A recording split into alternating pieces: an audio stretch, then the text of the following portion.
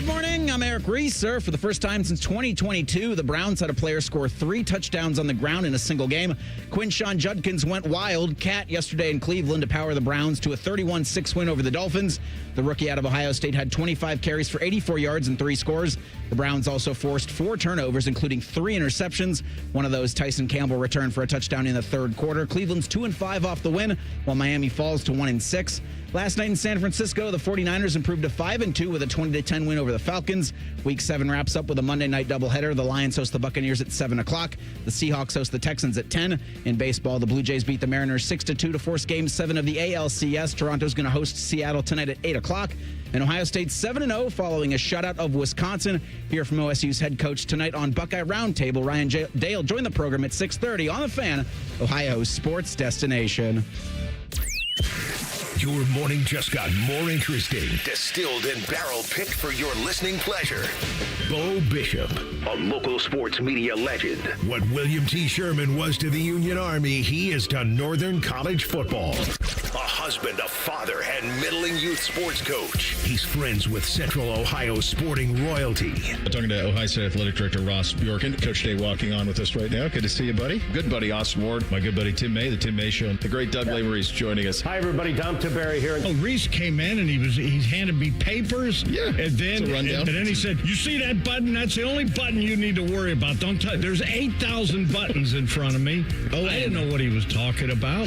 The one that says on. We blew the budget on this imaging, and only 2 guys answered our ad on Craigslist. Ryan Baker and Eric Reeser. Act accordingly. You're now listening to Bishop and Friends. Bishop and Friends is sponsored by Diamond Seller, your true jeweler for over 75 years. All right, let's do it live on a Reaction Monday edition of the program. Bo and the boys with you for the next 3. 9:45 today. Mark it on your calendars. 9:45 today. Austin Ward will join us as opposed to his customary 10:30. 11 o'clock, we will blitz the Buckeyes, who cruised into their bye week with a 34-0 dismantling of poor Luke Fickell and the Wisconsin Badgers. I did feel for him. I did, because you could tell right away it was going to go very poorly. And I thought Ryan actually did a lot in everything in his power to keep it relatively without being embarrassing, but it was pretty overwhelming from the Buckeyes' perspective. Not much to pick on there. Dalton Wasserman's going to join us. Just how good is Julian Sayin? Is he the best quarterback in the country? Might just be. Is this defense the best in the country? Well, that much we know is absolute. But I'm going to start with something else. And this is a bit of a shocker on a Reaction Monday, I'm certain, to the audience and to you too. Go to the high school football game on Friday night in our town, and at the end of the third quarter, it's getting a little chilly, and the game's not great, and the boys are kind of out of it. So I grabbed the 2 littles and we head home. So I'm home by, I'd say, 8:45, something like that is by the time I'm home on a Friday night.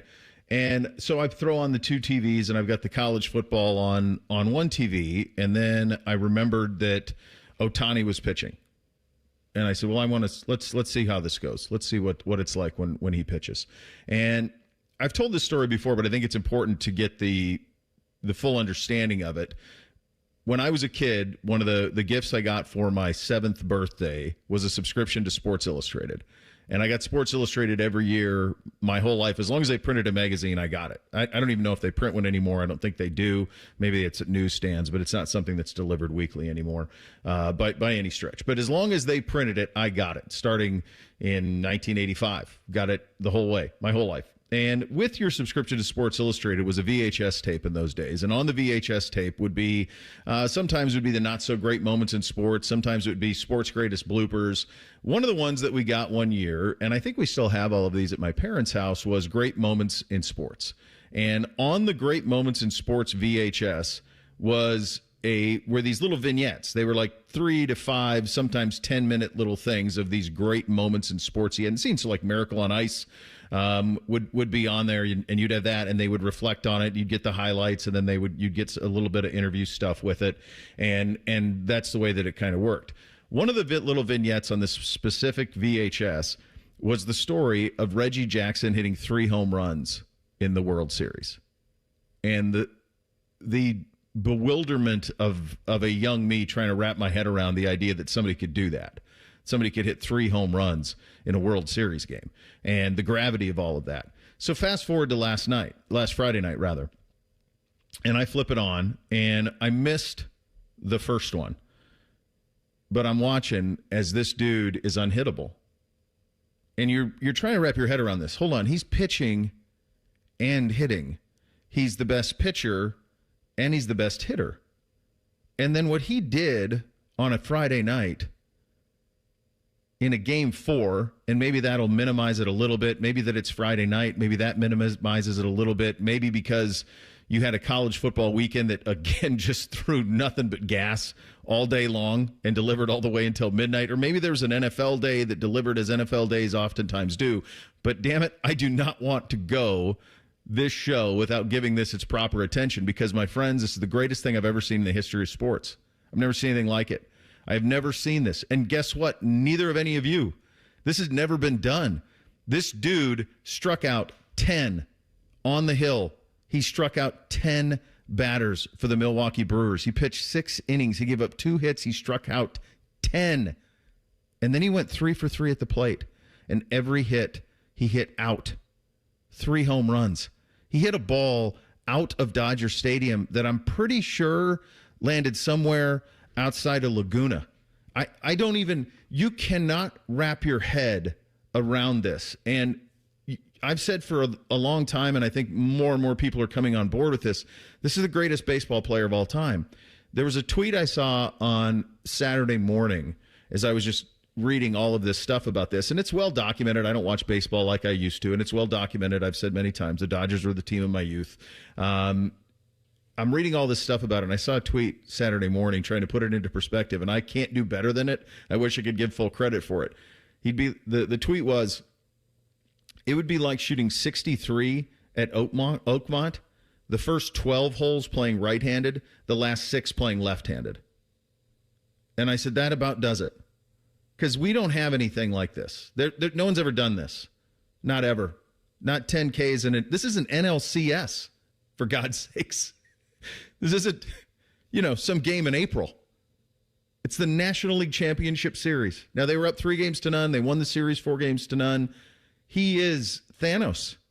We don't have anything for this guy in any of, not Jordan, not Phelps, none of it. It's on its own, and it's, you could say, out of control hyperbole. I don't think so. I don't think it is at all.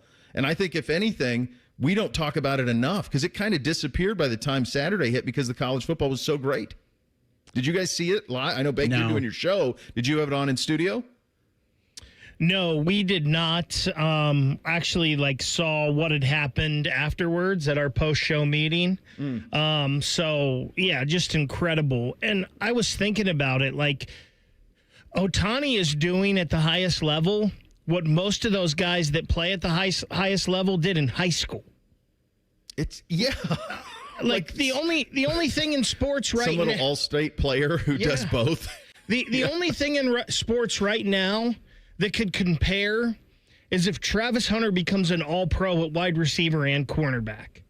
And that's not going to happen. No, it's not. It's like Chris Gamble at Ohio State. Yeah, even then, for those two, because Ohtani's doing it in the postseason, it's that special. This was actually going to be one of my 3 things, was because it was on TBS Friday night. Yeah. In a closet. It was. Talk about the regionality of Major League Baseball. It doesn't get any more regional. Nobody's really all that interested. Because my television watching was Miami. Turns out the U not so back, which maybe they'll be back next year. And then Minnesota putting the clamps on Nebraska. Those were, and I think a lot of the country was more invested in those 2 football games than what you saw at Chavez Ravine, which is a shame because it shouldn't be relegated to TBS because that's what it feels like for the average baseball fan. You're doing an NLCS on that station?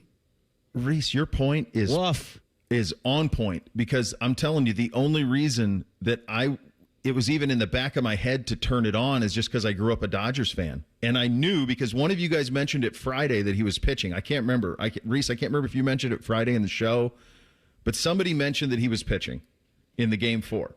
And I just was curious to see what it looked like. And my God, was I glad that I did. I'm at a loss. I don't have. There's nothing. Tiger beat the U.S. Tiger won the U.S. Open. I remember watching that live when he won the U.S. Open by 11 shots at Pebble. Or 8, something like that. And he was 8 under par, and the next best was 3 over. that's kind of it. I mean, that's one. I mean, like Ledecky, Phelps, Usain Bolt. They're these individual things of dominance in an individual sport. But in team sport, I don't have anything for this. I just don't. It's unlike anything I've ever seen. And it was really cool to be able to catch most of it. I missed the first home run. I did not see the first home run. I saw the next two. And he's just on a totally different level. And it's so much so that it caused me to be distracted by it on what is normally a Reaction Monday. And we got a lot of things that we can talk about here when it comes to the Buckeyes, but I had to get it off my chest because it felt like it was something that vaporized by Saturday. And what's so crazy, Bo, is this is historic. What he did Friday night was historic. Mm-hmm. And most people listening are probably like, can we stop this and talk about the Buckeyes already? Oh, we will. We will. We're going to talk a lot about the Buckeyes. In fact, all I sent you guys in the show prep was never seen anything like it. Did you have any clue where I was going, or did you think where did you guys think I was going? I thought you were talking about Julian. I really did. The combo of Julian and the Buckeye defense. Actually, excuse me, Julian and the Silver Bullets. Yes, and we will do that because all of those things deserve the majority of this show, and that's how this show goes on a Monday. But my God, I just couldn't not talk about it out of the gates because there's no precedent for what we saw on Friday night with that dude. Absolutely none in the history of the sport. Yes, the Buckeye defense is as good as any we've ever seen, and quite honestly, historically good to a level of which we've never seen. And this kid slinging it for the Scarlet and Gray is damn near perfect. I'm not no hyperbole on that either. We'll get to all of that on a Reaction Monday. We're off and running. Bishop and Friends right here on The Fan. We used to have a billboard with our host's face on it, but only ugly people work here now. You mama say you ugly, hey! The Fan, Ohio's sports destination. Dormar, you're kind of hero.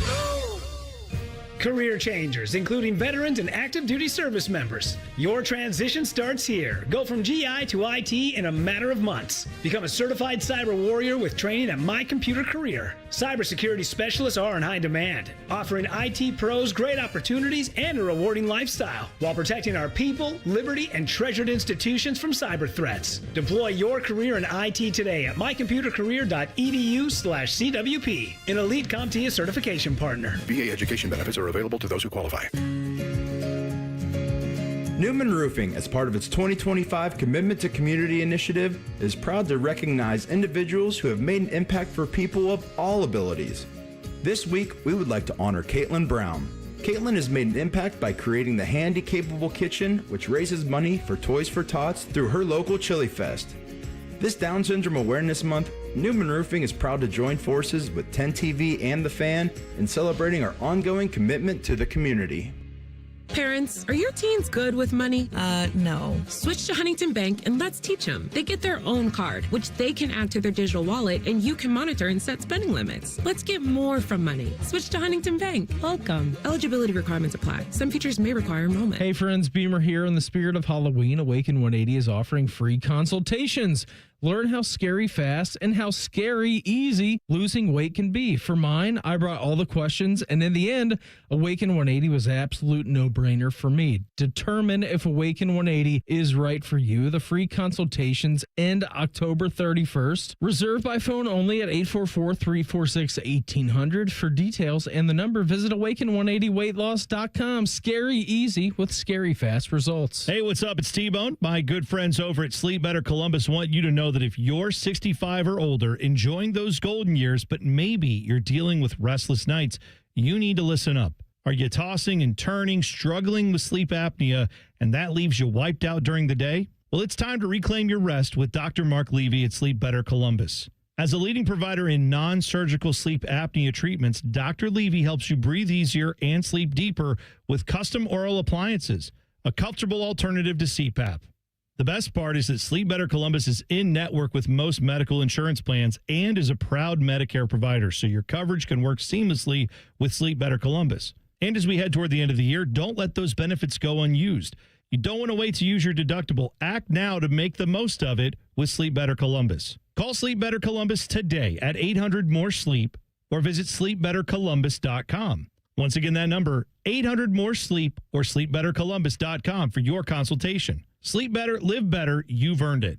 Rothman and Ice. It's more evidence that you need to subscribe to the rule Bobby and I subscribe to. What's that? If you can't get a yard, you don't deserve to win. Rothman and Ice. Weekdays at noon. Sponsored by Pella Columbus. The Fan. Dormar, you're kind of hero. When your furnace or air conditioner is broke, we come out that same day. Dormar, home the Tin Man. Hello, it's John Kozik, founder and president of TurboTrack Realty, and I buy real estate as is fast for cash. Give us a call today for an all-cash offer at 614-472-2000, 614-472-2000. I buy vacant properties, inherited homes, divorce situations, death in the family. I even buy my tenants won't pay me the rent houses. Give us a call today for an all-cash offer at 614-472-2000, 614-472-2000. The ONN Daily Podcast. Get a recap of all the day's news from across the state. ONN affiliate WBNS TV reports. Haley Kirby reporting in downtown Toledo. From the State House, Kevin Landers. ONN Canton. ONN affiliate WKYC TV in Cleveland explains. In Marietta, Brett Wharf, ONN News. Emma Henderson in Genoa. The ONN Daily Podcast. Listen at ONNradio.com or wherever you download your favorite podcasts from the Ohio News Network. Fan weather.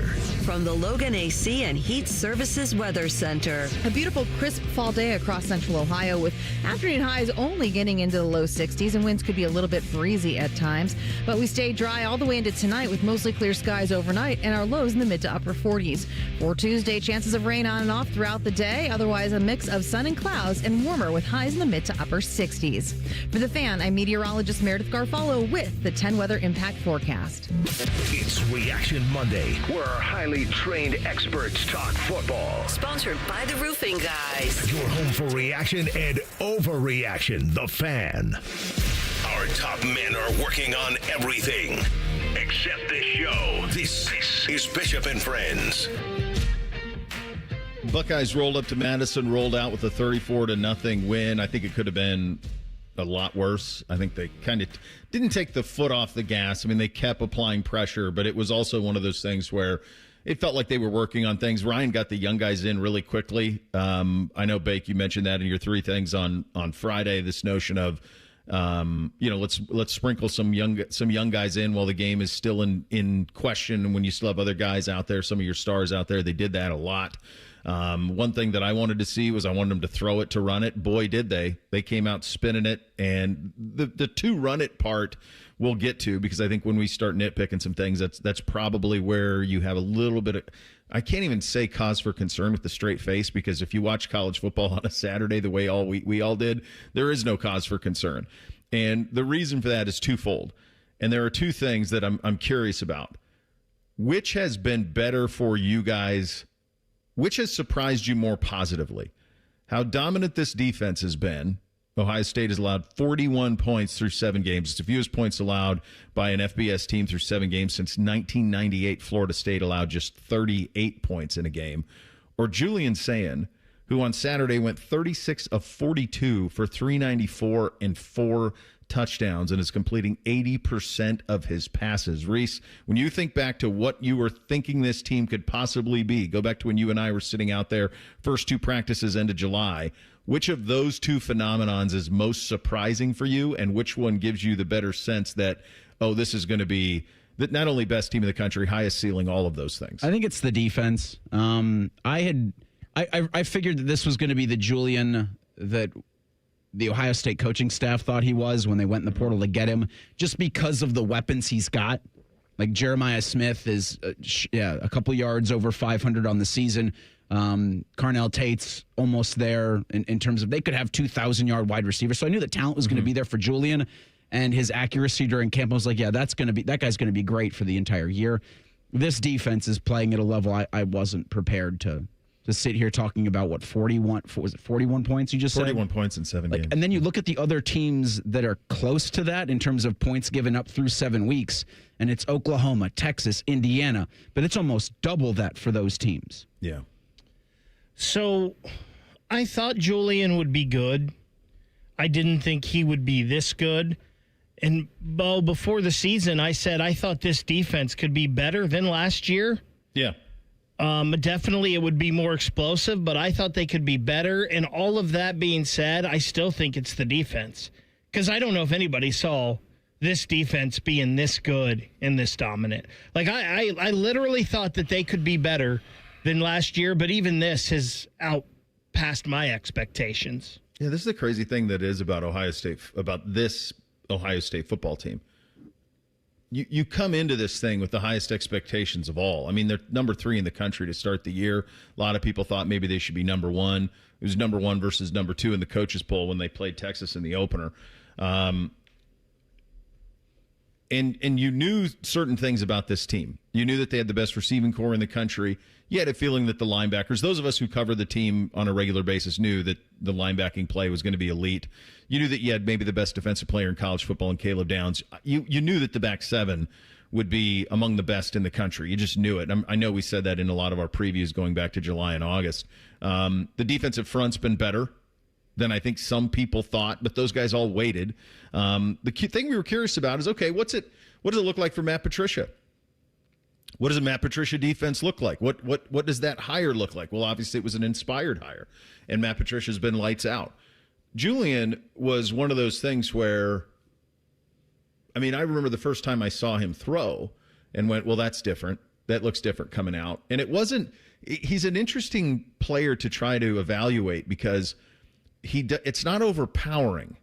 It's not like he's this massive. And I think the fact that he kind of just looks like what he is, like a California surfer kid. And you feel like he's someone who's going to, go catch some waves in the middle of the afternoon. I mean, that's kind of the way that he kind of looks. But it's deceiving. The looks are very deceiving because his arm talent, the accuracy of his arm is unlike anything we've ever seen around here. We've had guys with bigger arms. We've had guys who could put it in a tight window further down the field and those type of things. I think Julian can do all that stuff too. The throw to Carnell Tate was an absolute dot that he trusted his guy, and Carnell made somehow the catch that he made on it. And it helps that you have those two. But none of his throws are off target. He never misses. If he misses, it's intentional. They're interviewing him postgame, and on the bottom line, it says 36 of 42, 393, 4 touchdowns. And one of the things that he says is, we got some things we got to clean up. Oh, yeah? 36 of 42, 393, 4 touchdowns. I'm going to tell you this. If I went downstairs and put in college football 26 and played on freshmen, I'm not going 36 of 42 for 393 and 4 touchdowns. That's a video game stuff. And by the way, Wisconsin, Luke knew, and I thought they put a pretty good defensive effort in there in terms of stopping the run. And clearly what they were trying to do is say, okay, kid, go beat us if you can. And boy, did he. And I think they could have thrown it every single time. I think he could have thrown it 60 times in this game, and he would have completed 55 of them, honestly. I think that's kind of where we were headed in this thing. And I think they could have gone up and down the field at will anytime they wanted to. But his maturation and whatever you thought he could have been in practice, you had to see it in the games. And he played so clean against Texas, but it was a very muted performance because it wasn't needed. The defense was so dominant in that game. But every week, another layer peels off, and another layer and a layer, and now we're getting to the point where he throws it 42 times for just under 400 yards and 4 touchdowns, and you go, okay, and now all of a sudden you look at where this season is, the kid is completing 80% of his passes, nearly 1,900 yards, 19 touchdowns, 3 picks. There's nobody in the country playing quarterback better than him. There isn't. And it's going to lead to kind of this odd thing where he is going to propel himself, rightfully so, right into the middle of the Heisman conversation. He's going to go he right. has. He's there. He's there. So he's there. That's why. I mean, I labeled this segment "Say and Says Hello World." We've been watching it. The world took notice of him on Saturday. I know you've seen a lot of the national guys. Ari Wasserman, who we have on all the time, was even tweeted, I think, on Saturday night, like, I feel like the rest of the world has been paying attention to Julian Sayin because of all the talent around him. Well, they are now. And a lot of the national people have done it. It's going to be a crazy Heisman thing because the 2 receivers are what they are, and Jeremiah's the best player in college football, so there's that part of it too. But this was his Hello World performance. For whatever reason, everybody saw this one. I don't know if the stat line got around or whatever it was, but 36 of 42, 393, 4 touchdowns, that's as good of a stat line as you're ever going to see around here. Well, I think it's the culmination of what he's done through an entire season, combined with what happened this weekend overall in college football, where you saw a lot of guys that played quarterback at a high level, that had Heisman odds, that had a lot of Heisman chatter going into the season, just kind of fall flat on their face. Like Carson Beck was a darling going into that Friday night game against Louisville, and then he's throwing his receivers under the bus after the game. His Heisman odds are taking a plummet. Like, this is... It shows something that we've all known, and this is a very difficult thing to do, be the quarterback of a high-level college football team, do it at the highest level week in and week out. And here's Julian with 19 touchdowns to 3 interceptions with the number one team in the country. Yeah. So it's one thing to say it. It's another thing to do it and to be doing it consistently. And it feels like at the end of the game, the only way Julian would have been happy, and this is because Ryan Day's constantly in his head, if he was 46 or 42.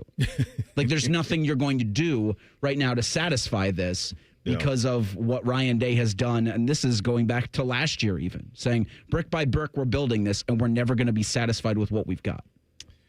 In the last 30 years of Ohio State football, quarterbacks with multiple games of 85% completion percentage, 300-plus yards in the game, and three passing touchdowns with 0 interceptions, Julian Sayin.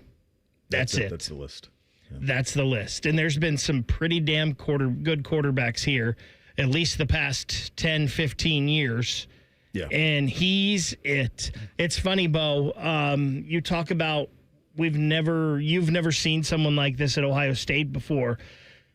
I feel like the comparison to Julian is Joe Germain.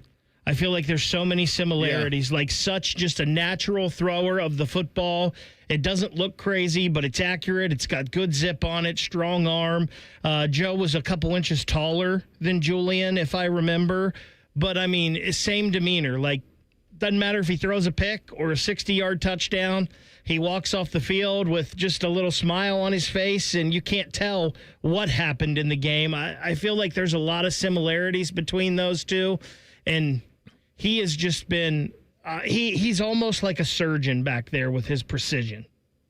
Yeah, he is. He's everything that people thought Arch Manning would be. That's what he is. The highest expectations for a player. He's bigger than Jermaine, too. I think Joe's 6'1". Really? Right around there. Yeah. I thought Joe was like 6'3". Pretty sure he's 6'1". I mean, I met him, and I think he couldn't post me up. would have been a similar size matchup.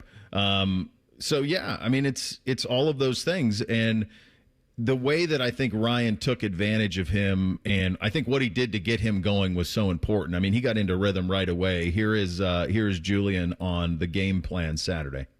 I think, pretty quickly in the offense, just because the guys are making, be in the right spot in our RPOs and, in the quick game world. And I think the receivers were catching a knife and did a really good job. Offensive line was protecting well. So I think it's easy to get into a rhythm when guys are in the right spot and, they're making great plays after the catch. It definitely gives you a lot of confidence. Julian Sayin is now third in the most recent Heisman odds behind Fernando Mendoza and Ty Simpson, the quarterbacks at Indiana and Alabama.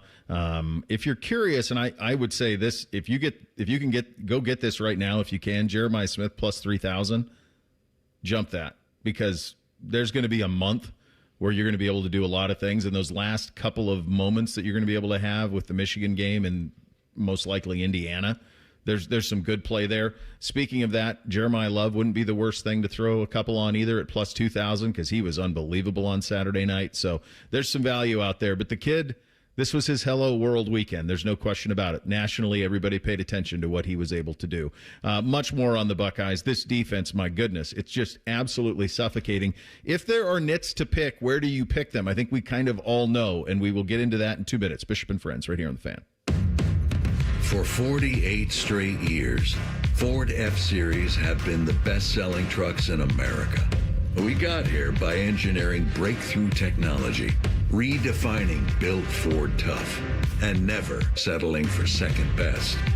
But what's really made Ford F-Series the #1 selling trucks in America is you. Ford F-Series, Built Ford Tough. based on 1977 to 2024 calendar year total sales. Call the folks at Buckeye, night or day. My sinks gurgled, they barely drained, the toilet overflowed. I plunge all day with no luck. What's wrong with this commode? Clogged drain, no problem. It's 93 or free. I'll clear any drain or you don't pay with a 1-year guarantee. It's 93 or free. Guaranteed. Call 614-683-9911. Call the folks at Buckeye, night or day. Hey guys, it's Bobby Carpenter here. Are you feeling low energy, trouble focusing, less interest in the things you used to enjoy? How about this? Less strength. It could be low testosterone. Affinity Whole Health is offering free labs to check your testosterone levels. These labs, they're normally $99, but in the month of October, they are free. Sign up now at feelgreatcolumbus.com. Learn why I and thousands of other men trust the experts at Affinity Whole Health. Go to feelgreatcolumbus.com and feel like yourself again. Hi, I'm Dr. John Runyon from Runyon Dental Group. Are you missing teeth or do you have uncomfortable dentures? Dental implants can not only transform your smile, they can restore your confidence and allow you to eat those foods you love that you've been missing. When I was in my early 30s, I was in a similar situation needing complex dental work and dental implants. I understand all the emotions that you're feeling because I've been the patient and I know that we can help you. Schedule a free consultation today at RunyonDentalGroup.com. That's RunyonDentalGroup.com. Bishop and Friends is sponsored by Diamond Seller, your true jeweler for over 75 years. The Fan, Ohio sports destination. What's up? What's up, man? What's up with you? Sponsored by Newman Roofing. For all your roofing, gutter, or siding needs, call Newman Roofing today at 614-NEW-ROOF or visit online at newmanroofing.com. All right, here's what's up on a Reaction Monday edition of the program. One of the things we wanted to see, and I think it was my number one thing on Friday, was I wanted to throw it to run it. They did the first part. Here's Ryan Day on how that was part of the plan. Yeah, I have to go back and watch the film and figure out what was good and what broke down. But as you guys could tell, we wanted to come out and throw the ball more in this game and kind of try to get a feel for where we really are in the passing game, because we know we're going to need both here down the stretch. And that's a defense that I think is a very good defense. And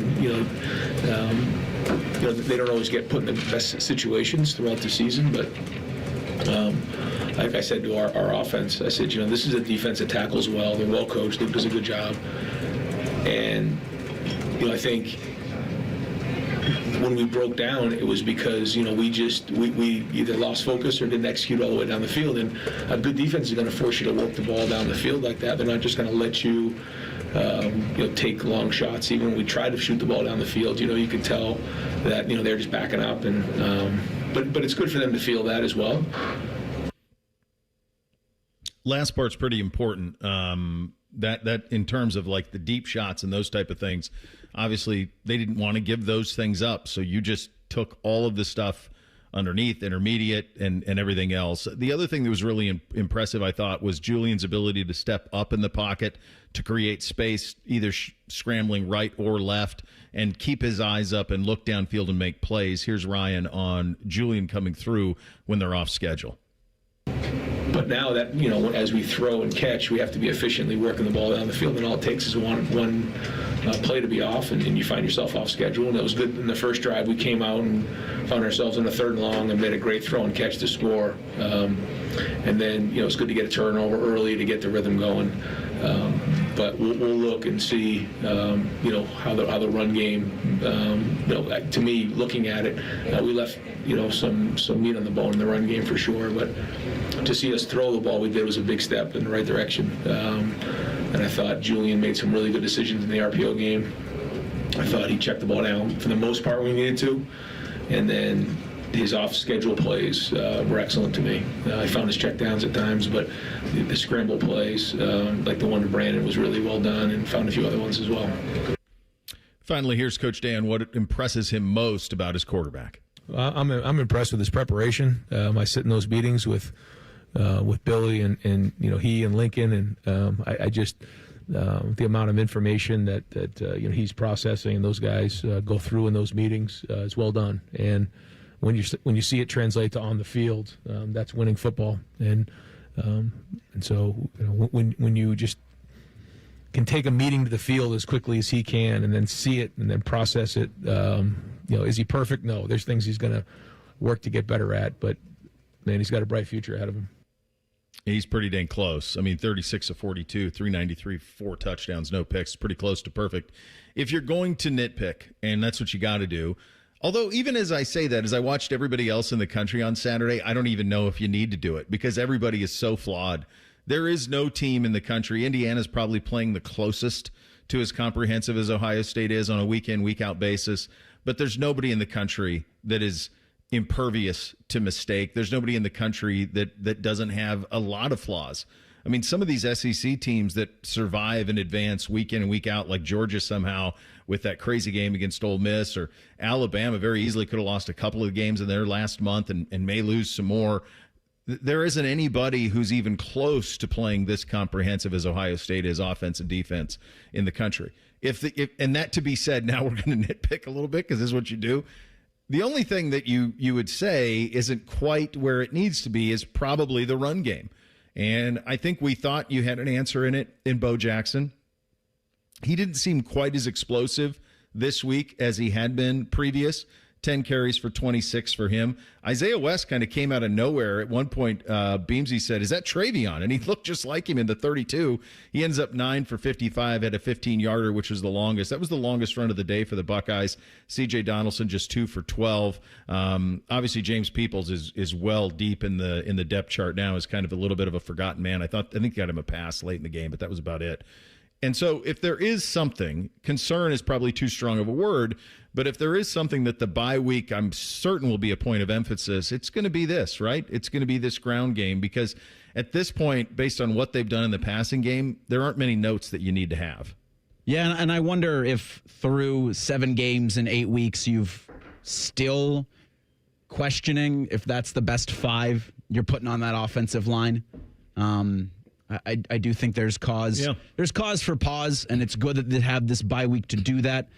I'm not sure what Penn State's going to be. I mean, the Nittany Lions are also off, but it's just been a complete mess for them. So will you have questions on your front answered post-November 1? I don't know. But I think if that's a spot we're going to find something on this Ohio State team to nitpick, I'd say, are we sure it's Tegra? Are we sure that Josh Padilla, who ate into some of his snaps on Saturday, if maybe that's not the fix against the Nittany Lions, or do you start Tegra and then see how the game goes, give him kind of a shorter leash? In what are you doing to figure out your best 5 in the bye?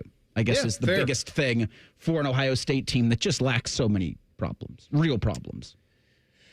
If I told you through 7 games, Ohio State would be averaging 160 yards rushing a game and 4.7 yards a carry. Yeah. I think you'd take that. I'm not worried about this rushing attack at all, especially with Bo Jackson was coming off of a little bit of an ankle injury here, too. Who knows if he was 100% this week. You heard Carson Hensman last week talk about this front 7 for Wisconsin and said that it was pretty good. And Ohio State showed you that the way to beat this Wisconsin team was in their secondary, to beat them throwing the football, because they came out slinging it. Yep. So Ryan Day and Brian Hartline and the gang put together a plan that they thought was best to win the football game, and they thought it was best to throw the ball against this Wisconsin team because of this Wisconsin team's front on the defensive side of the ball. I love what I've seen from Bo Jackson all year. Isaiah West sure seems like he's got something, and C.J. Donaldson is a very competent running back. The left side of this offensive line is ridiculously good. And I think the right side's pretty good, too. I just think they want to work some guys in the spot that they're doing that is at right guard. Now, we can say what we want about Tegra in the past couple years, and should they have someone else, it's been working just fine. And I'm not worried about the running game at all. The 2 things that concern me on this team, if you want to have concern about something, are special teams. And I don't know if it's play calling or if it's execution, but when the ball hits the 20 in the red zone, something changes. And those 2 things are way more concerning to me than the running game. Yeah, I think the last part you mentioned there is part of the run game, though, right? Because what has happened in the red zone is, and you're right on most of that, Bake, to be I do think to be the last team standing, there's two things elite teams can do. Run it when you know you're going to run it, and throw it when you know you're going to throw it. And they can throw it when the other team knows they're going to throw it. And they need to be able to run it. If you're going to win a national title, that's the standard you're being held to here, right? Which is an absurd standard. But can you run it when the other team knows you're going to run it? And I think some of the things that are happening in the deep red zone are the inability to pick up those easy yards. Those not easy yards, those tough yards. The 3rd and 1, the 3rd and goal at the 2, those type of things. There was one where it was kind of going kind of off, and I just tweeted, like, just sneak it with Sayin on 4th and short, and they did, and he picked up 3 yards. Like, so it's like, just do that. Like that works almost every single time. But yes, and the special teams there's some stuff there that needs to be shored up, I think, a little bit. But we're holding to the very highest of standards. We'll get Austin's take on the game in Madison coming up next. Bishop and Friends right here on The Fan. Wake up with The Fan. Eat lunch with The Fan. Go to bed with The Fan. Dream about The Fan. Then change your sheets. Gross. Ew, you guys are gross, but stick around in case I don't find anyone else. The Fan. The number one problem we see at our clinic is delaying treatment. ED and low T can get worse. Book your appointment right now. Call 614-300-7400. Prefer privacy? Book online in under 30 seconds at columbusmensclinic.com. At our clinics, men's sexual health is the whole job. Look, I'm a normal guy too. I hate going to the doctor, but we've helped so many guys in here just like you. Even if pills have failed, our medical team is going to take the time to talk you through it. Same day in-house lab, and the treatments, well, they could change your life. Your local medical team has your back. ED, low T, Peyronie's, size, and shape modeling. We tailor what works for you. I'll get to the point. Can you imagine epic workouts and epic sex? Yeah, I said it. A stronger you is closer than you think. We're available right now. Call 614-300-7400 or book in 30 seconds or less at columbusmensclinic.com. Columbus Men's Clinic, making it happen. This is Ryan Krieger, and at Krieger Ford, we know life's busy. Let us handle your car care. Enjoy our convenient pickup and delivery service, or have our technicians come to you with our mobile service van. It's fast, easy, and hassle-free. Schedule your appointment today, only at KriegerFord.com. Let's face it, repairing or replacing your roof is a big decision. It's an investment in your home, your safety, and your peace of mind. But with so many roofing companies out there, how do you know which one to trust? How do you know your investment will be in good hands? Since 1992, Newman Roofing has been the family-owned company homeowners have relied on. We understand that roofing projects can be stressful. That's why we've built our company around you, offering a white glove experience designed to make your roofing project as smooth and easy as possible. At Newman Roofing, we focus on the details because the details matter. Our craftsmanship, attention to quality, and commitment to service are second to none. Why? Because when your name is on it, it just means more. Your roof isn't just another project. It's our promise to deliver the very best. So, as the cooler weather approaches, don't wait. Get your Newman roof while there's still time this fall. Call us today at 614-NEW-ROOF. That's 614-NEW-ROOF, or visit us online at newmanroofing.com. Don't just get a new roof, get a Newman roof. I love Right Pack Credit Union because they're solution driven. I feel valued as a member. They're focused on the latest technology and the personal connections. Experience benefits that go beyond banking with Right Pack Credit Union. Just ask our actual members. I definitely recommend Right Pack to all my family and friends as a credit union of choice. Visit one of our Columbus area Right Pack Credit Union member centers near you. Based on individual members' experiences, results may vary. Friday night can only mean one thing: the Capital Ford High School football game of the week. This week, Olentangy Berlin at Olentangy. Live coverage starts Friday at 6:30. Your home of Friday Night Lights, The Fan. At Logan Services, we're more than heating and air. We're a family-owned business that puts people first. For decades, we've built our reputation on honesty, hard work, and treating your home like it's our own. From the first phone call to the final handshake, you'll work with a caring, local team that shows up on time and does the job right. Because comfort isn't about temperature, it's about integrity. Logan Services, family-owned, people-focused, and proud to serve its customers. Hi, I'm Joanna Wilson Williams, General Manager at Tansky Sawmill Toyota, and it's tire time at Tansky Sawmill Toyota. Now through October 31st, you can buy 3 tires and get 1 for $1. Visit TanskySawmillToyota.com to schedule your appointment today, or hurry into Tansky Sawmill Toyota on the corner of Sawmill and 161 in Dublin to get those cars ready for winter. And when you think tires, think Tansky. Think Toyota. Think Tansky. Think Tansky. The Fan Guest Hotline is sponsored by Patriot Air Comfort Systems and Bryant, doing whatever it takes to keep your home comfortable. The Fan. He knows everything about the Buckeyes. He's been offered tens of dollars by a certain team to spill his secrets. He's told that certain team to go to hell. Damn you all to hell! He's Austin Ward. Sponsored by High Bank Distillery, your destination for handcrafted cocktails, locally inspired dishes, and award-winning whiskey war. Learn more at highbankco.com. And he joins on the Brian Heating Cooling Systems Fan Guest Hotline. I'm going to pose to you the same question that we kind of posed earlier in the show. Okay. Which is more surprisingly better faster, the defense or Sand? Whew. Both is not an option, so I got to pick. I think it's Julian Sand. Honestly, now there are very strong cases, as I know that you guys have made already for both sides. But this playing quarterback is so complicated, and while there is 8 starters, we talked about that throughout the offseason that had to be replaced on defense. A lot of the bones remained the same, and it's not like Caden McDonald or Caden Curry or Kenyatta Jackson or Jermaine Matthews on down the list hadn't played some football. And so keeping, I think, Larry Johnson, James Laurinaitis, Tim Walton, and Matt Guerrieri in place allowed that defense, I think, to keep moving. It was not a complete overhaul. It was not starting over from scratch with Matt Patricia. He has, I think, clearly enhanced that.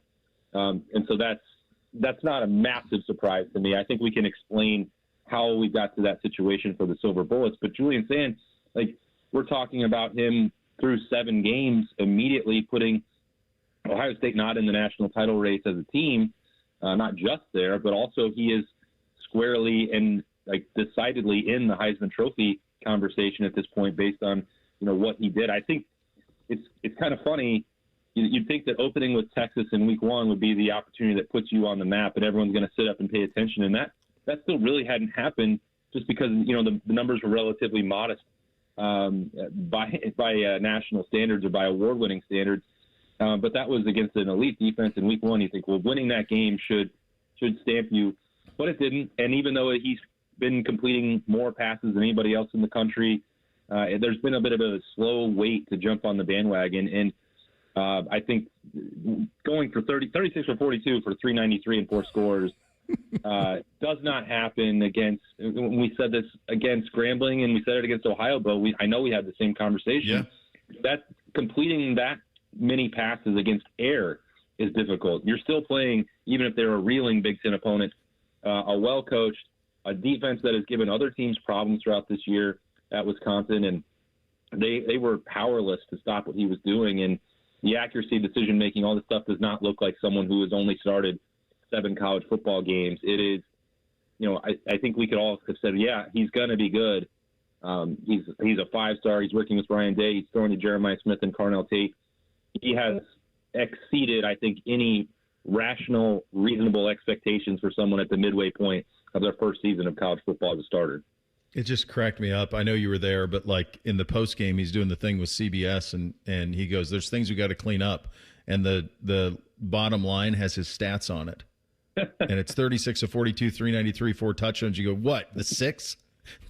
Yeah, we can't have any incompletions. That's the standard now. Yeah, and I think that is the way that he's wired. Mm-hmm. When we've talked about the California cool and the composure and not being fazed by any of this stuff, I think it might not give proper credence to how competitive he is and how much he expects of himself. So I think if we've asked him, and I haven't done this at this point, it's really have you surprised yourself what you've done through 7 games?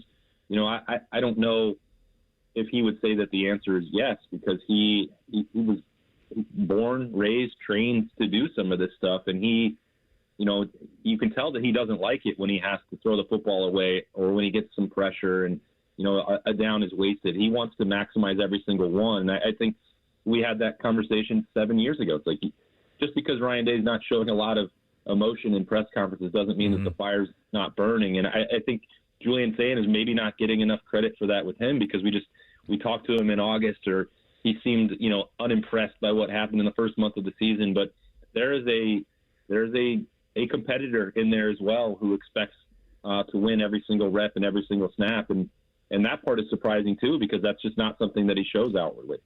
Yeah, and I think what I notice is just how far he's come, and he didn't have a single inaccurate throw in the Texas game, not one. Right. So I mean, anybody who watched that, go rewatch it. There's not one that's off target. The thing that I've noticed through 7 games is he's really come. He's so comfortable in his own skin now. You see the joking around, you see the leadership, you see him having conversations. Even that conversation he had with Carnell in the Illinois game on the miscommunication, like, he's having those chats now. He's coming into himself in a very, very big way.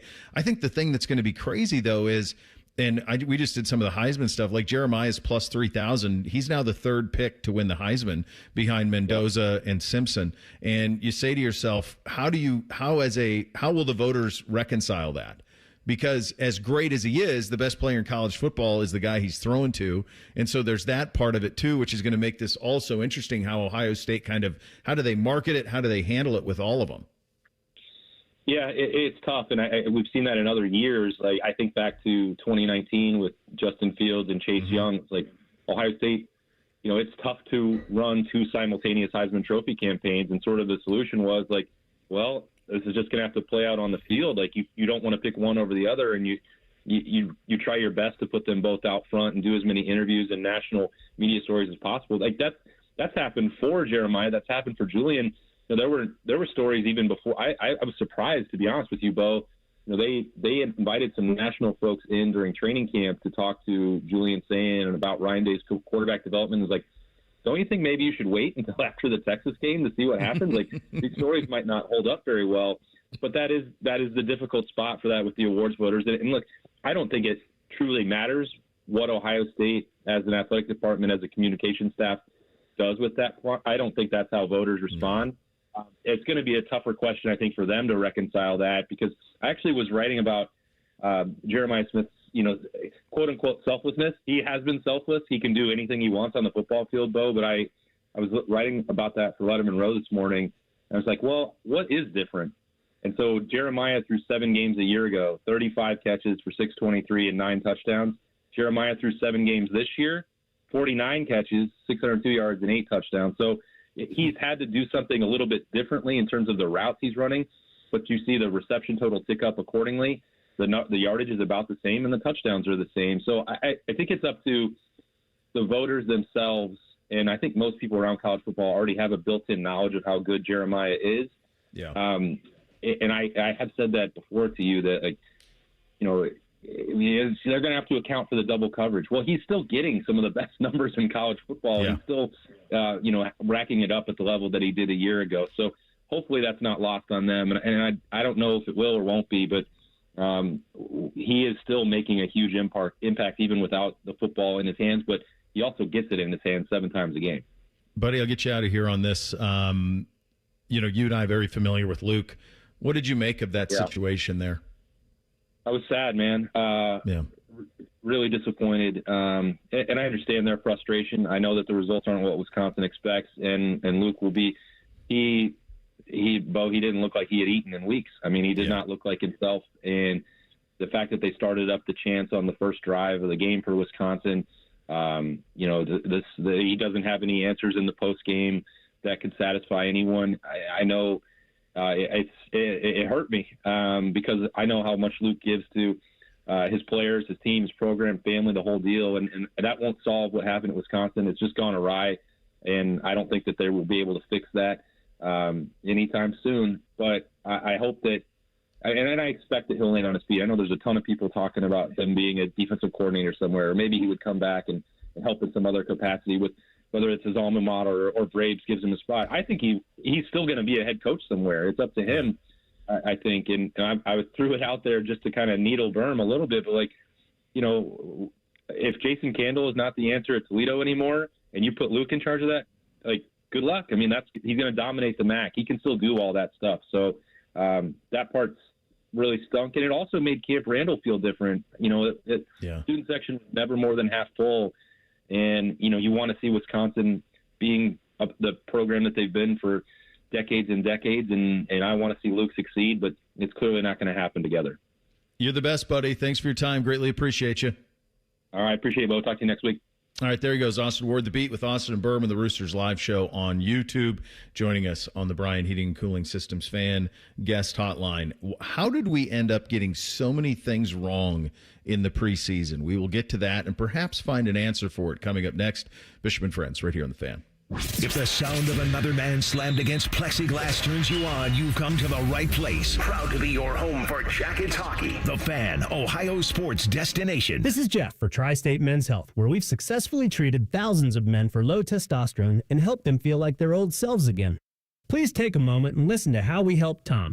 Hi, my name's Tom. I've been a patient at Tri-State Men's Health, and I'm being treated for low testosterone. I didn't really notice the issue of just the energy and feeling slow in the middle of the day and waking up feeling as if I hadn't even gone to bed.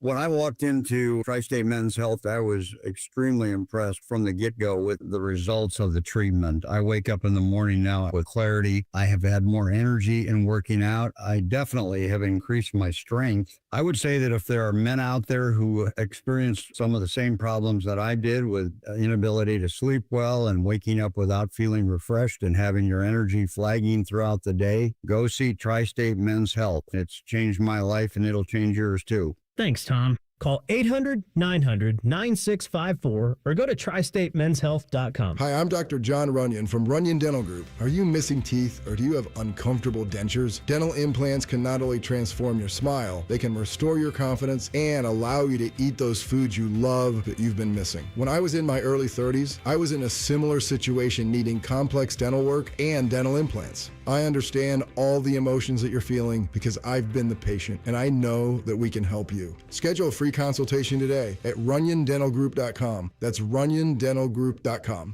Did you know Byers Airport Subaru is the oldest Subaru retailer in the entire country? And just like a veteran quarterback, we've been delivering winning drives for generations right here by the airport. At Byers, we treat every customer like part of the team because that's what keeps us in the game season after season. From tailgates to road trips, we've got the perfect Subaru to get you there. Kick off your next adventure at columbussubaru.com or visit us by the airport. Byers Auto, driving the next generation of buyers. Delaware County Veterans Services is ready to help you access VA benefits, emergency financial assistance, dental and medical grants, transportation, and more. Give Delaware County Veterans Services a call, 740-833-2010 to schedule an appointment. Hey friends, Beamer here. In the spirit of Halloween, Awaken 180 is offering free consultations.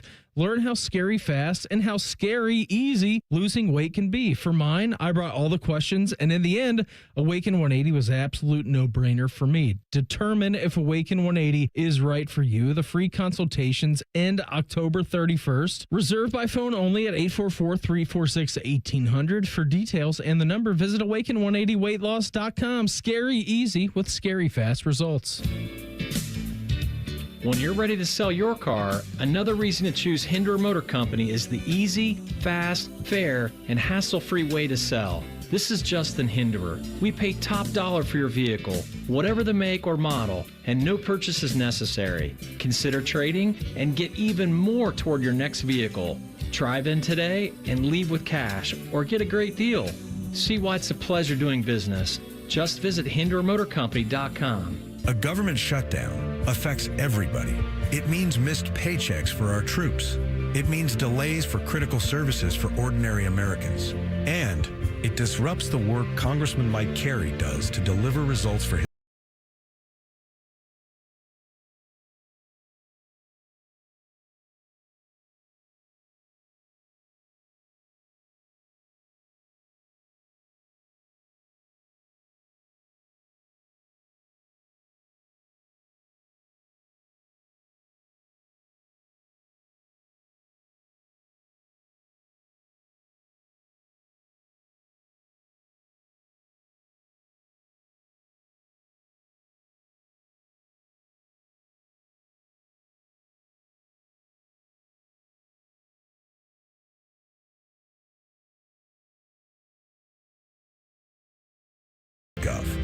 Paid for with official funds from the office of Mike Carey. Is your money just lying around? Switch to Huntington Bank, and your money's always doing something. Like auto-saving for special events, tracking your teen spending, and helping protect your parents from fraud. Let's get more from money. Switch to Huntington Bank. Welcome. Eligibility requirements apply. Some features may require enrollment. At Retail Rush, you can find name brand products at unbeatable prices because you set the price. Retail Rush sources overstock, returned, and discontinued products in bulk from big box stores. Then we auction those products online starting at $5. You can get up to 90% off retail prices on beautiful basics for life's big moments, hot tech, and more at a deep discount. Pickup is fast and easy, so whether you're looking to splurge or save, we have you covered. Retail Rush. Deals made easy. Bid now at retailrush.com. Broadcasting from the Lindsay Honda Studios. Honda makes the cars. Lindsay makes the difference. Visit lindsayhonda.com. WBNS-FM, HD1 Columbus.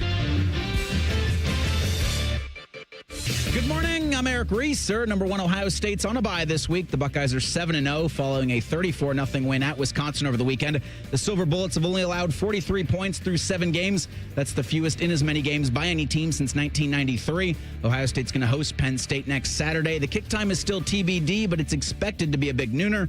OSU's head coach Ryan Day will join the Buckeye Roundtable tonight at 6:30. Following Monday's Roundtable program, we'll have NFL football on the fan. The Buccaneers are at the Lions starting at 7. We'll join in progress at 8 o'clock. Then at 10 o'clock, the Seahawks host the Texans.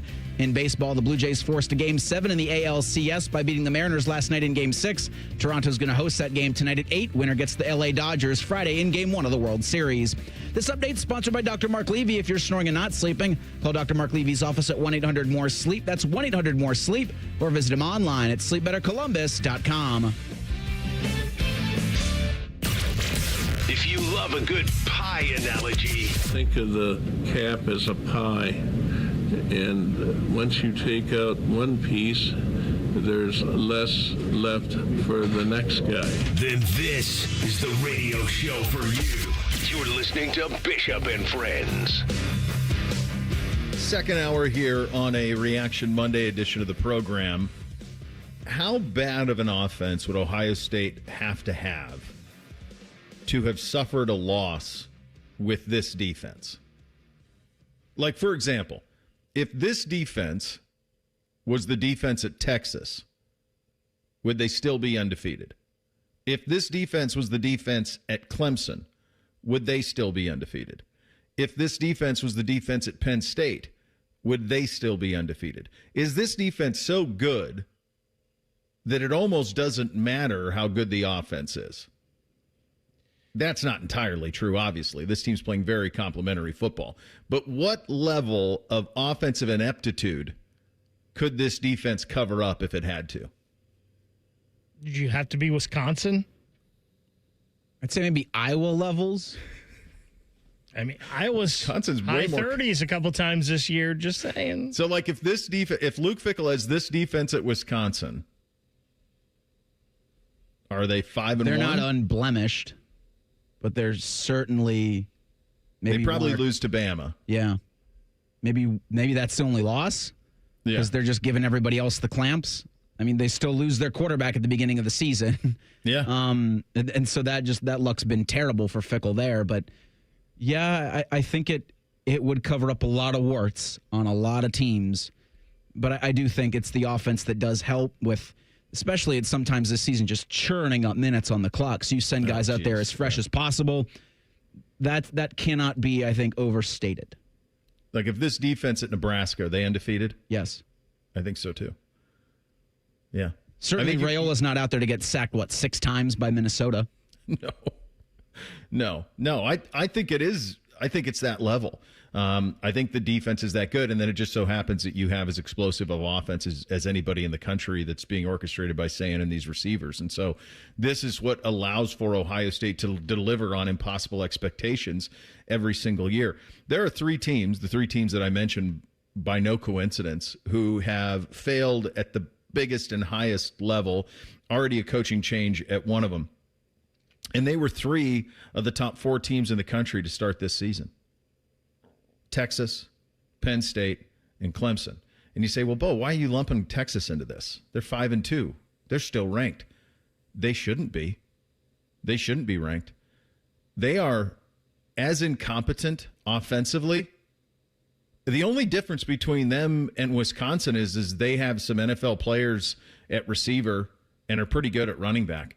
Did you happen to see what happened to them against Kentucky? Did you see Arch Manning's stat line? They're playing in Lexington on Saturday night. Arch Manning went 12 of 27 for 132. I think the only reason, and I feel for the kid because he didn't ask for any of this. Like, we all put it on him.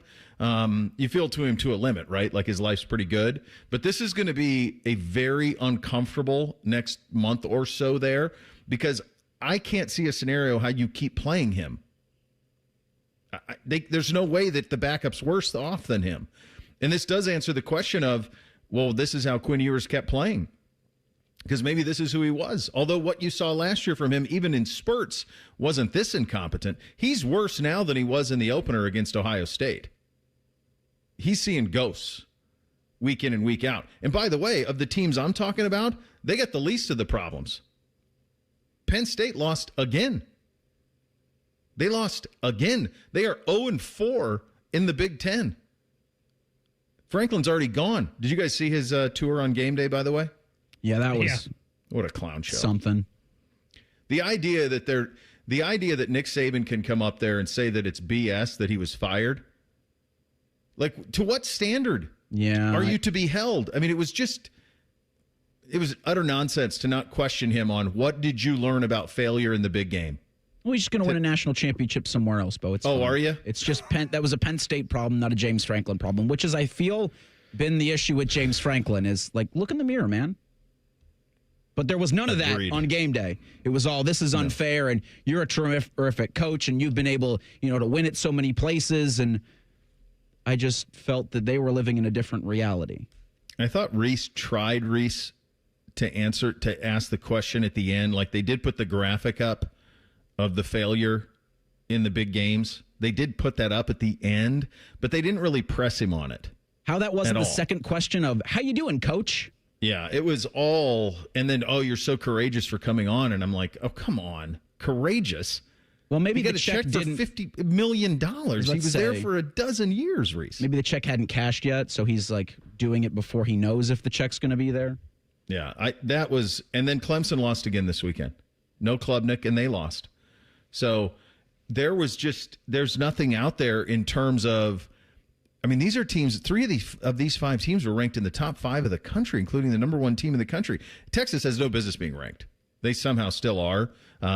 If you watch Texas and USC play on Saturday, and you're going to tell me USC is not ranked and Texas is, and USC beats Notre Dame, if not for one of the most stupefying, or not maybe they don't beat them, but it's certainly they're in the ball game more than what it ended up. It ended up being a 10-point game. They ended up covering by a half point. But Lincoln Riley ran one of the most stupefying plays I've ever seen in a game that was that tight when he tried to run a reverse pass with his wide receiver, who just promptly fumbled it just promptly fumbled it when he tried to throw it, which then resulted in Notre Dame points, and they put it away. But they were very, very competitive in that game. Texas is a disaster, just an unmitigated. They're going to lose a lot in the next 2 months, and he's going to have to answer that question about Arch a lot. I think what has happened, Mike Elko had some comments about this at Texas A&M. By the way, they're still undefeated. He had some comments about this at Texas A&M in the last week that I think Yahoo had. I think Dellinger had it, and I think it's on point. In this era of college football, where we are now, Ohio State is the outlier. Those are my words, not Mike Elko's. That you're the outlier. Everybody else is going to suffer losses, and lots of losses. And he said, look, the Super Bowl champion is going to have 3 or 4 losses. That's where we're heading in college football. Because what's happened with NIL and free transfer and all the things that go about it is it took a couple of years, but now we're there. You've had a leveling of the playing field. So in the old days, whether you were Georgia, Saban's the best example of this at Alabama, and Ohio State was in this mix too, you could hoard talent and they would wait to play because it was very difficult to transfer. It was and with no NIL, what would be the motivation? Well, now you are seeing this incredible spreading of the wealth throughout the sport where on any given Saturday, anything can happen. I mean, how many undefeated teams do we have left? Ohio State, Indiana, Texas A&M, Navy. Is it 5? Who am I missing? 5? I mean, I'm just doing this off the top of my head. Is there a 6 team that's undefeated still? We've got BYU. Ohio State, BYU. And Georgia Tech. Georgia Tech. So there you go. So there's 7 of them. You lost that are 5 undefeated. this weekend. 5 went down. And I think he's right. I think Elko's right. I think that you are, as a fan, the collective you, us, all of us, we have got to wrap our head around that for most folks, you're going to suffer multiple losses in a season because the talent has evened out. The Super Bowl champ thing's a bit of a stretch. I understand the point. I just don't think comparing the two's the type of argument he thinks. I think what he's saying is don't pay attention to the 4 or 5 losses. He's saying national champions are going to have multiple losses. And Ohio State, yeah. And we're used to national champions having 1 loss or 0. I mean, the Buckeyes won it last year with 2. So I think what he's just getting at is don't panic over a loss. And I think we saw that even this weekend. Like, Chris Paul wasn't panicked in their loss. Well, he's his used post game. Yeah, he's done it. He's done it enough. But he was also like, we're fine. Like, we're going to be fine. Kiffin was, we're fine. You know, there was a lot of that I noticed this weekend for the teams that lost. And probably one of the Big Ten teams is going to take an L because it does feel like Ohio State and Indiana are on a collision course for Indianapolis, but that won't be a regular season loss. Texas A&M's due maybe at the – would they play Florida at the end of the season? That'd be the funniest thing. Oh, no. They play Texas at the end of the season, which would be the funniest thing in the world to do. Navy has a gauntlet in November against like 3 straight ranked teams. I think Notre Dame's included in that. Mm-hmm. By the way, Blake Horvath, shout out to him for being 4th on my Heisman ballot right now. Yeah, he's crushing it. Yeah, A&M's got next 2 out. They've got at LSU, at Missouri. So they could lose one of them. And nobody will panic, I think, on those fan bases. And it's easy for Elko to say that, right, when Ohio State won it last year with 2 losses. Yeah. And I think he's right, though, Bake. As much as we hate it, well, at least as much as I hate it, I think it sucks. Mm-hmm. But it's just the way it is now, right? It's changing. You're not going to have undefeated teams anymore. And chances are, moving forward into this, maybe even not 1-loss teams winning the national championship. I think it's gross. I think it's disgusting. It makes me want to puke, but it is what it is. The Ramblin' Wreck might not take a loss. What do they got ahead of them? Well, they got Syracuse this weekend. So that could be the funniest loss they take, but it's Syracuse. Well, they played Georgia. They do have Georgia at the end. So it's Syracuse, NC State, Boston College, Pitt. And then, then Georgia. Georgia. Yeah, so that's probably how that one will go. That one went into like 6 overtimes last year. There's some places, though, who just aren't having it. I'm not sure I've seen a guy fired after a win. That happened over the weekend, and now that conversation of what's the best jobs available can be had. We'll get to that coming up next. Bishop and Friends right here on The Fan. A lot of hosts have been on our airways in the past 30 years. Some good, some bad, some really bad. Anyway, sorry for that. The Fan. At Kroger, you never compromise. You get high quality and low prices. Like you never compromise your meal with our spring salad mix that's guaranteed fresh. And you never compromise your budget with low prices in every aisle. Kroger shoppers never compromise. Kroger. Fresh for everyone. Right now, save big on all Halloween candy. You can save 33% with your digital coupon. Selection varies by store. Kroger, fresh for everyone. Parents, let me ask you something. Yeah. Go for it. We're listening. Yeah. Are your teens good with money? She's a good kid, she's the but best, yeah. but I get it. Switch to Huntington Bank, and your teen debit card can really help. Oh? You can set spending limits, and your kid can track budgets, so they learn that money doesn't, in fact, grow on trees. I think we need this. Sounds good, yeah. We feel you, parents. Let's get more from teen banking. Let's get more from money. Switch to Huntington Bank. Welcome. Eligibility requirements apply. Some features may require enrollment. Hi, I'm Rick Germain for Toyota West. And with over 600 new and pre-owned vehicles available, Toyota West at I-270 and Georgesville Road has the car you're looking for. And right now at Toyota West, take advantage of 0 down and 0 payments until 2026. And every pre-owned vehicle comes with a 72-hour exchange policy plus a 3-month warranty for qualified vehicles. Come see us at the Germain Auto Mall on Georgesville Road or get started today at ToyotaWest.com. Offer expires 10/31. No payments for deferred payment. Interest accrues at time of inception with approved credit. Is your business craving efficiency? Is it hungry for productivity? Then there's a tech solution you should implement now if you want to crush your KPIs and you also want BLTs or burrito bowls or like bagels. It's called EasyCater, one platform for ordering food from a huge variety of restaurants for all your workplace needs. From falafel for the finance team to lasagna for the lunch and learn. Plus tools to help you save time and stay on budget. Ready to nail your deliverables? Order now at easycater.com. Oh, could this vintage store be any cuter? Right? And the best part? They accept Discover. Accept Discover? In a little place like this? I don't think so, Jennifer. Oh, yeah, huh? Discover's accepted where I like to shop. Come on, baby, get with the times. Right, so we shouldn't get the parachute pants? These are making a comeback. I think. Discover is accepted at 99% of places that take credit cards nationwide. Based on the February 2025 Nielsen Feeling report. stuck on your own 10-yard line in the career game? Maybe it's time to just go for IT. My Computer Career has the game plan to score a rewarding new IT career in months. Whether you're a rookie, a breakout career changer, or a military veteran ready to serve. Why spend years chasing a college degree when you can fast-track your future in IT starting now? Take your mark, get set, go for IT. Take the free career evaluation at mycomputercareer.edu today. Financial aid is available to those who qualify, including VA benefits. Join Rothman and Ice every Thursday at 2:30 for Gold Jacket Thursday. Presented by the Pro Football Hall of Fame. A new Hall of Famer joins the show every week. But not OJ, because he's dead and probably a murderer. The Fan. Hi, I'm Maryland Delegate Cherie Sample Hughes and Women in Government Board Chair. October 20th is World Osteoporosis Day. Osteoporosis can affect anyone over 50, even vibrant and athletic women. That's what makes this bone disease invisible and potential bone breaks so serious. Spinal fractures are the most common, yet heavily undiagnosed because height loss and back pain are often associated with aging or strain. Talk to your healthcare provider about osteoporosis screening and treatment. Find more at womeningovernment.org.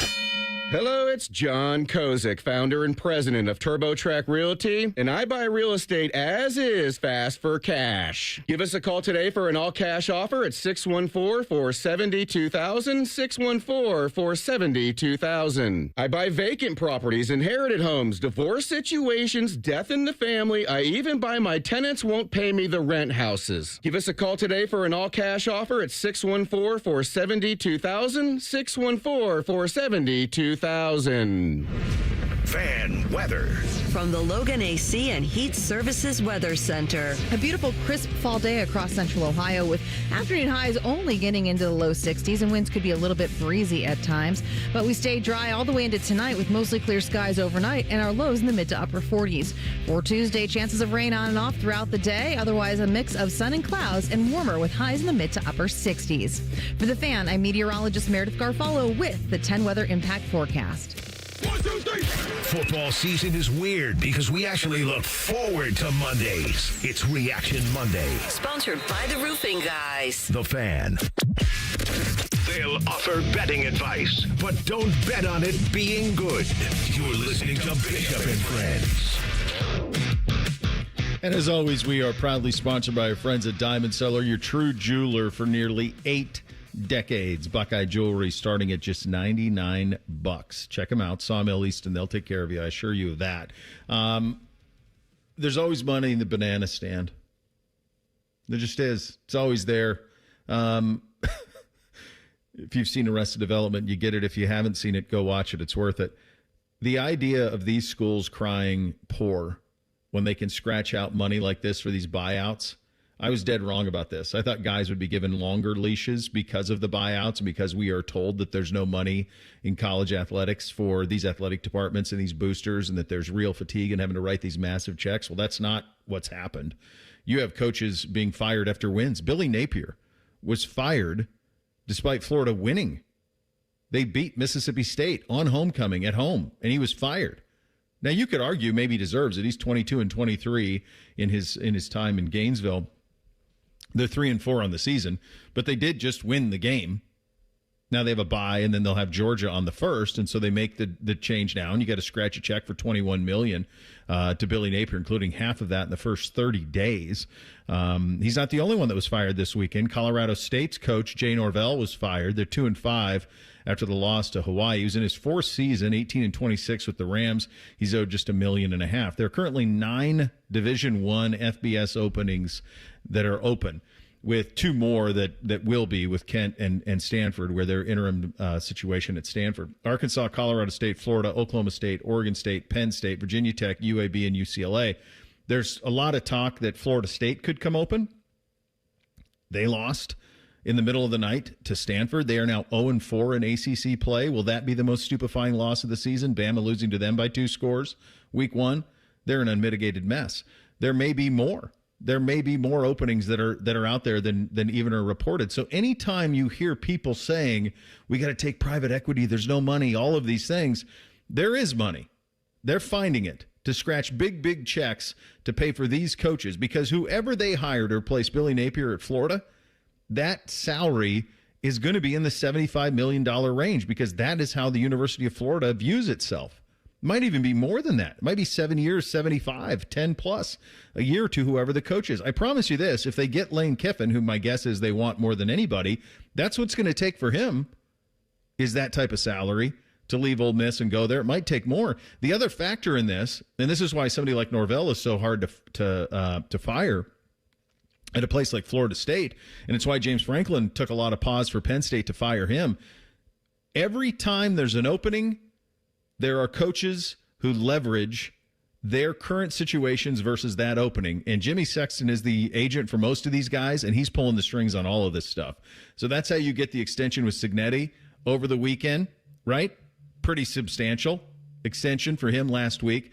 If Lane Kiffin doesn't go to Florida, he's going to get a massive number at Ole Miss. Massive number. Everybody in the sport is going to get a new contract, even when they're not needed. Mike Norvell got a new deal at Florida State. You know why? Because Nick Saban retired, surprisingly, at Alabama. And Florida State was in panic that Alabama was going to hire Norvell coming off the undefeated season that he had there. That's why he got the new money. So now they have to find a way to try to offset that while also hiring a new coach. And who are you going to get? Do they have it right? I wonder That's how where many all this is coming from.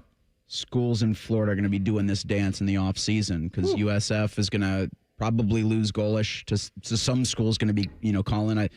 I can't imagine the other Norvell's probably gone at Florida State.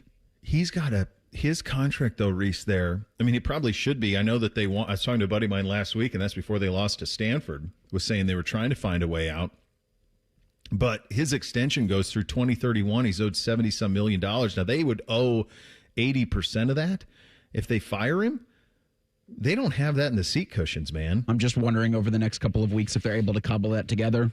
You take the time, you find out who's of your booster base gets more enthused week to week, with probably more losses mounting for the Seminoles. And then come December, you're like, all right, we got the money. Let's get him out of here. Because that's what I was wondering with Norvell, or with Napier, was does Florida just wait this out for the rest of the season so they can kind of cobble together a little bit more? Because you not only do you have that, to your point, the firing of the coach, the buyout, but then you've got to have the money ready to go for the new guy. And that's, I think, all of that takes so much time. Firing him now, especially, Florida beat Mississippi State. Nobody saw that game. That seemed to me like, and this is in the long line of Florida, poor decision-making that the Gators have done for the last decade. But I guess that would track then, to my point. Well, buddy, I tell you why I think they did it. I think they fired Napier because Penn State fired Franklin. And they don't want to miss out. They view the Florida job on an equal level with Penn State, and they don't want to not have the exact same lead as Penn State on hiring the next coach.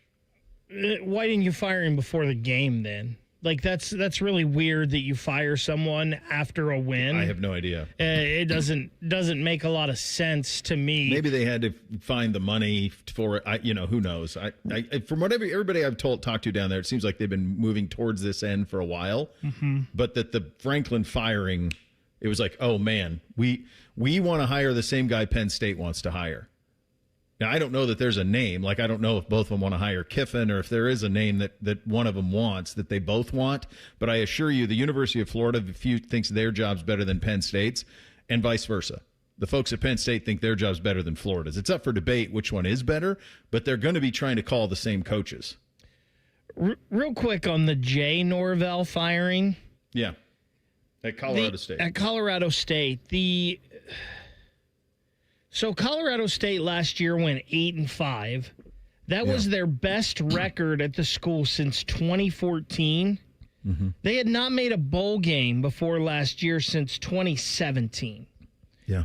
And I know it's not perfect, right? The record is under 500, and they don't love their start to this year at 2-5. But it's almost one of those things where, like, what are you as a program? And can you be better than you think? Can you be as good as you think you should be? And this kind of takes me back to the Penn State one. And I think that Franklin probably should have been let go because those two losses are just unexcusable. And it seemed like he had kind of lost the team, even though we've been told that he did not. It sure seems like that, to have those two losses to those two teams, and then they get another one this weekend where they almost like snatch defeat out of the jaws of victory for themselves. But I don't know what Penn State is anymore. I don't know what they can be. I don't know if they can be an Ohio State or an Alabama or a Georgia. So it's one of those things. Yeah, I think Franklin should have gone, but can they do better? I think they can. I don't, and I think what you just did is the fault that I think a lot of these programs make. I think a lot of programs think they're entitled to Bama under Saban, to Ohio State now, to Oregon now. They think that's what they're entitled to. I know for sure that's what Florida thinks they're entitled to. They're saying, because they have a short memory. They remember having Spurrier and winning a national title. They remember having Urban and winning 2, and they're saying, well, why can't we be that? Florida State's the same thing. Florida State's got how many 3 national championships in our lifetimes? Florida's got 3 in our lifetimes. Right? And so you see that and you go, well, why can't we be what Ohio State is? We have the advantages they do. But this goes back to your thing with Colorado State is a man's got to know his limitations. You got to know what you're capable of. I think Penn State, there's a sweet spot between not believing you can be Ohio State, but also being better than what you've been. That's the sweet spot. There, to me, Penn State, no, probably not Ohio State. They don't have enough talent in the state to be what the Buckeyes are. But should Penn State be Michigan over the last 25, 30 years? Should Penn State have had a national title more recently than 1986? Yeah, I think so. And I think with their financial might, I think Penn State is a better job than Florida. One thing that's changed here with NIL and free transfer and all of it is these Big Ten schools, and Indiana is a great example of this, they are flexing their financial might. They're throwing around a lot of money. Penn State, think about this, guys. Penn State is doing a $700 million stadium renovation while doing all of this. So they've got the money to spend. And I think Penn State, to me, Penn State's a better job than Florida because of the culture of the sport now. I don't think I would have said that 10 years ago. But with NIL and free transfer and abilitiness to show off all of your wealth and recruiting, yeah, I do think that it is. Where do you guys have it? Florida or Penn State? Those are the two best that are open. It's probably Florida. Florida for you? Your access to talent. Yeah, and I feel like if I'm a coach, that's where I'm going to go. It depends on the coach, too. Like, I hope Kiffin doesn't leave Ole Miss because he's got it pretty sweet there.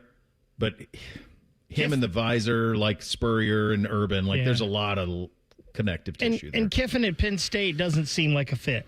No. Maybe it would be, though. I don't know. I don't know. He put a heck of a game plan together against Georgia. Dang near pulled it off again, even though you know that Georgia's got more talent than he does. I think he's a heck of a coach. There's a great what if. What if Arch had just gone to Ole Miss and been developed there? What would that have looked like? We'll do a little NFL in 2 minutes. The Browns with an impressive win in the rain, and Quinshad Judkins, holy smokes. We'll get to all of it and the feeling of just getting a win and the value of that in 2 minutes. Bishop and Friends right here on The Fan.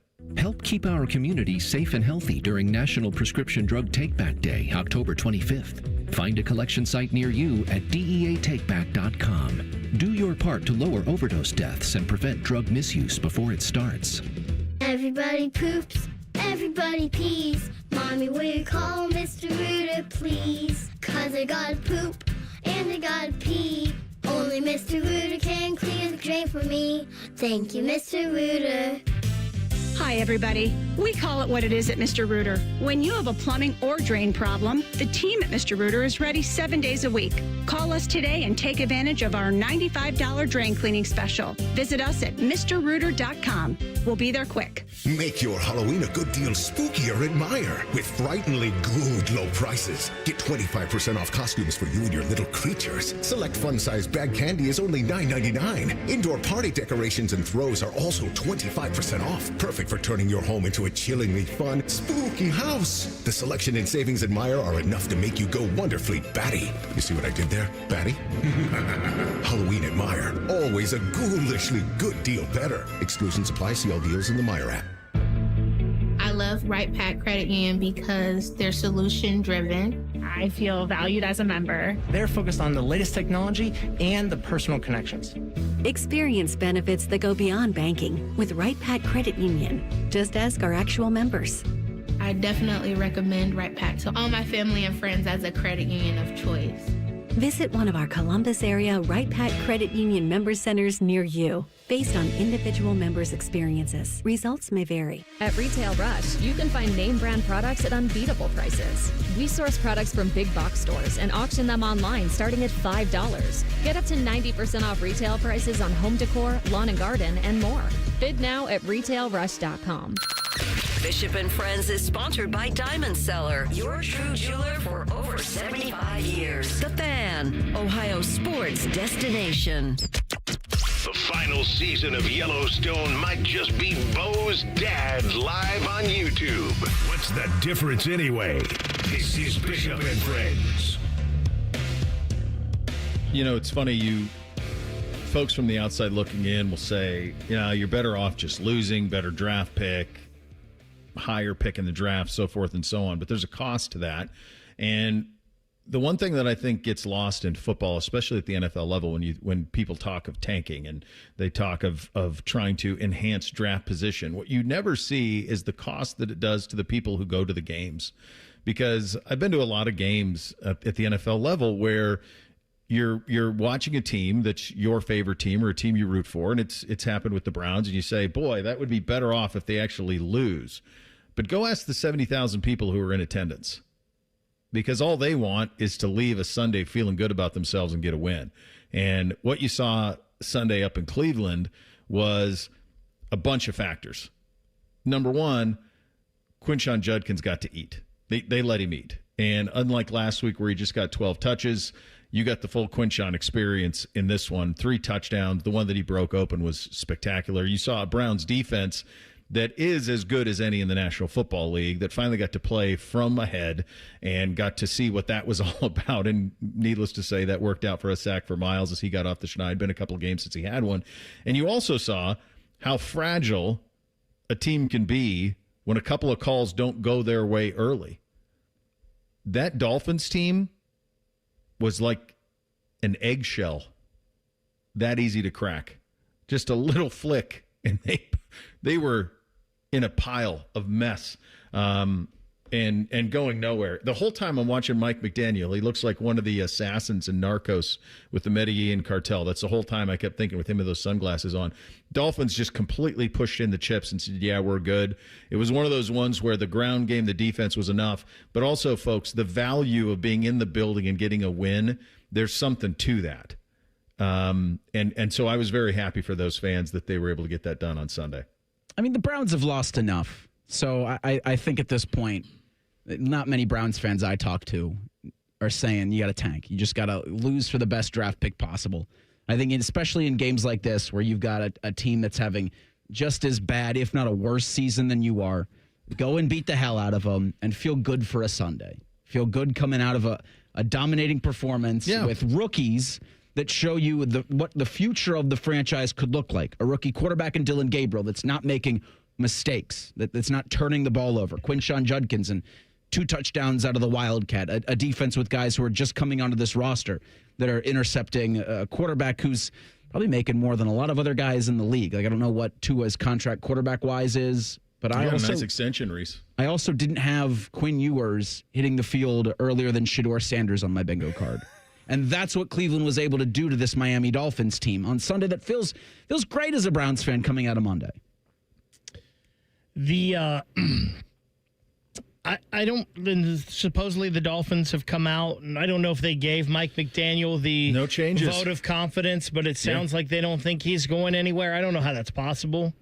If you're Tua Tagovailoa, you cannot. And I'm all for what you did last week, and calling people out and saying, "Hey, we've got to be better." Trying to be a leader, but then you can't go out and do that.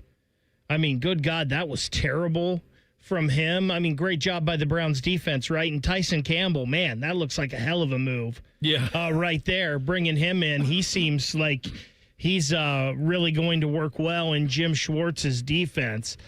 But, yeah, it just looked like the Dolphins quit. Like, man, they really didn't want to be out there. And a lot of times when that happens, that's an indictment on your head coach and not being able to get the guys to buy in and give some effort. But it does feel good as a Browns fan to wake up and get a win. It's good to see Carson Schlesinger just being a heat-seeking missile out there. It's good to see Quinshon Judkins playing the way we knew he could, right, from watching him in college, but just seeing him out there on the field and scoring 3 touchdowns and doing it. And you're right, Reese. Dylan hasn't made any mistakes. I don't know if he's done anything spectacular yet so far in his 2 starts to make me think, wow, this guy is the future, but he certainly is doing what he needs to right now for this team to, he's doing what Stefanski wants a quarterback to do. Put the ball where it's supposed to be. Don't make any mistakes. I mean, I think when you draft a guy in the 3rd round, you're not thinking this is our franchise quarterback. For sure. They're drafting him from the idea. I'm sure what they thought when they drafted him was, we really like him. We want him to be part of our operation. If he's the long-term backup here, home run. I mean, that's what, with a 3rd round pick, that's what it is. If they thought he could have been more than that, they would have picked him in the 1st round if they thought he was a franchise quarterback. So they saw value. Maybe they could coach him up and he could be somebody who can be a bit of a bridge. Maybe he can be a permanent quarterback there too. At some point, he's got to throw the ball down the field, though. I mean, right now, they're pretty allergic to that. Everything's underneath. Everything's checked down. Everything's short. And they don't do much in terms of taking shots. And who knows if they have the ability on the outside to take shots. Fair. And I think that's what, probably the best example to prove your point there was what Joe Flacco did on Thursday night. Because all of a sudden when you have those type of weapons, well, now there's all sorts of things down the field. But yeah, I think that for them on a given Saturday, it works. You get a win. The home fans are happy. Now, unfortunately, you're going to have to go visit a guy this week who was in your building for a year, and you see how good that's looking so far in New England for Braves. But so that you could get punched in the mouth this weekend again. But sometimes you just need one. You just need a win to feel good on a Victory Monday. You just need a win to feel good on a Sunday as you're having your dinner or whatever. You just need to have a little bit of that, and they had it. So I was for it. It's odd.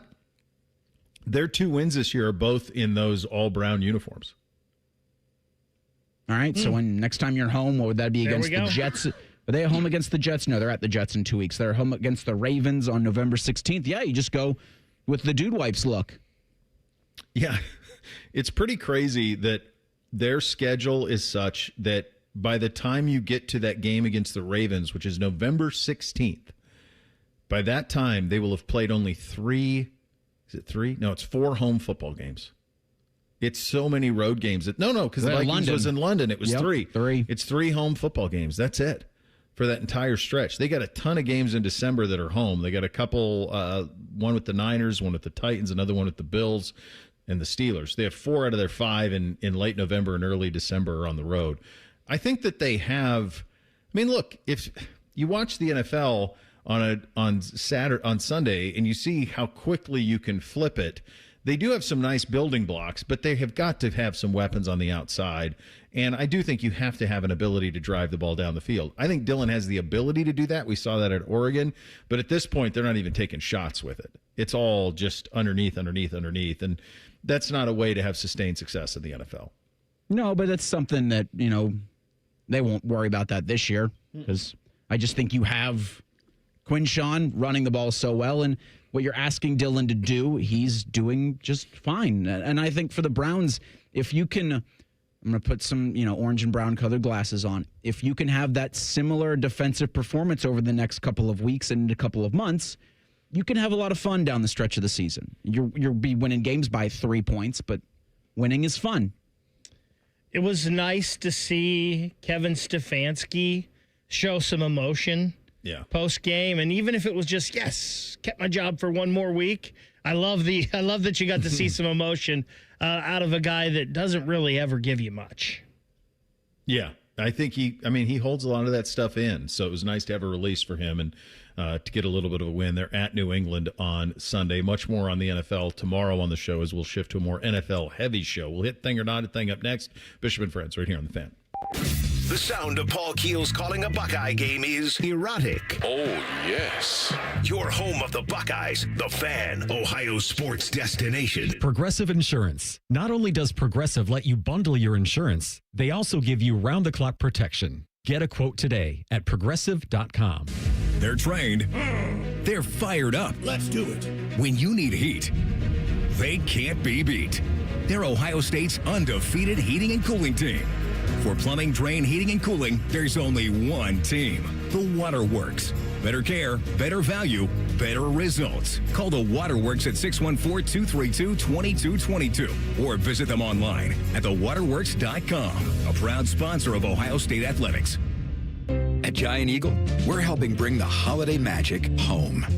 Because your get-togethers bring everyone together. Because you make the holidays feel like the holidays. Because nothing beats free. From October 16th to November 6th, spend $350 and earn a free turkey on your next visit. Redeem through November 30th. Giant Eagle. Because it matters.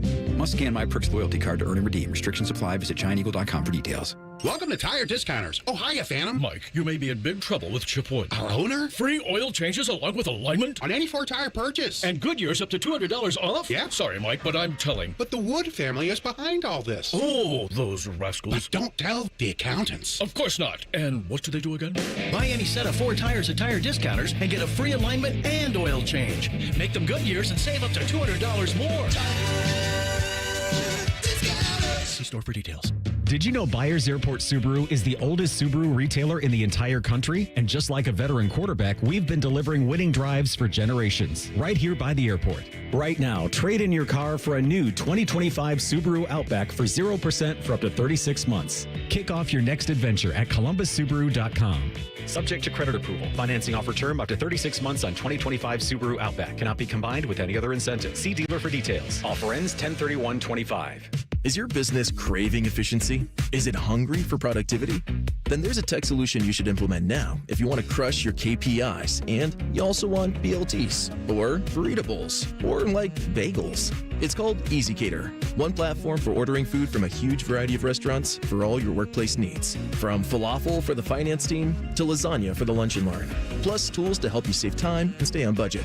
Ready to nail your deliverables? Order now at EasyCater.com. Oh, could this vintage store be any cuter? Right? And the best part? They accept Discover. Accept Discover? In a little place like this? I don't think so, Jennifer. Oh, yeah, huh? Discover's accepted where I like to shop. Come on, baby, get with the times. Right. So we shouldn't get the parachute pants? These are making a comeback. I think. Discover is accepted at 99% of places that take credit cards nationwide. Based on the February 2025 Nielsen report. The Fan has a new tailgate destination. Join us before every home game at the O Patio and Pub on Lane. Sponsored by your Central Ohio Ford dealers, Jameson Whiskey and Coors Light. See you Saturday, friends. Say goodbye to car care headaches with Carvenience from Hinderer Motor Company. This is Justin Hinderer. For only $49, we'll pick up your vehicle, leave you with a rental, and return it fully serviced and spotless. No more juggling your schedule or wasting hours at the shop. Carvenience lets you focus on what matters, while we take care of all the rest, making life easier. Schedule your service today at HindererMotorCompany.com.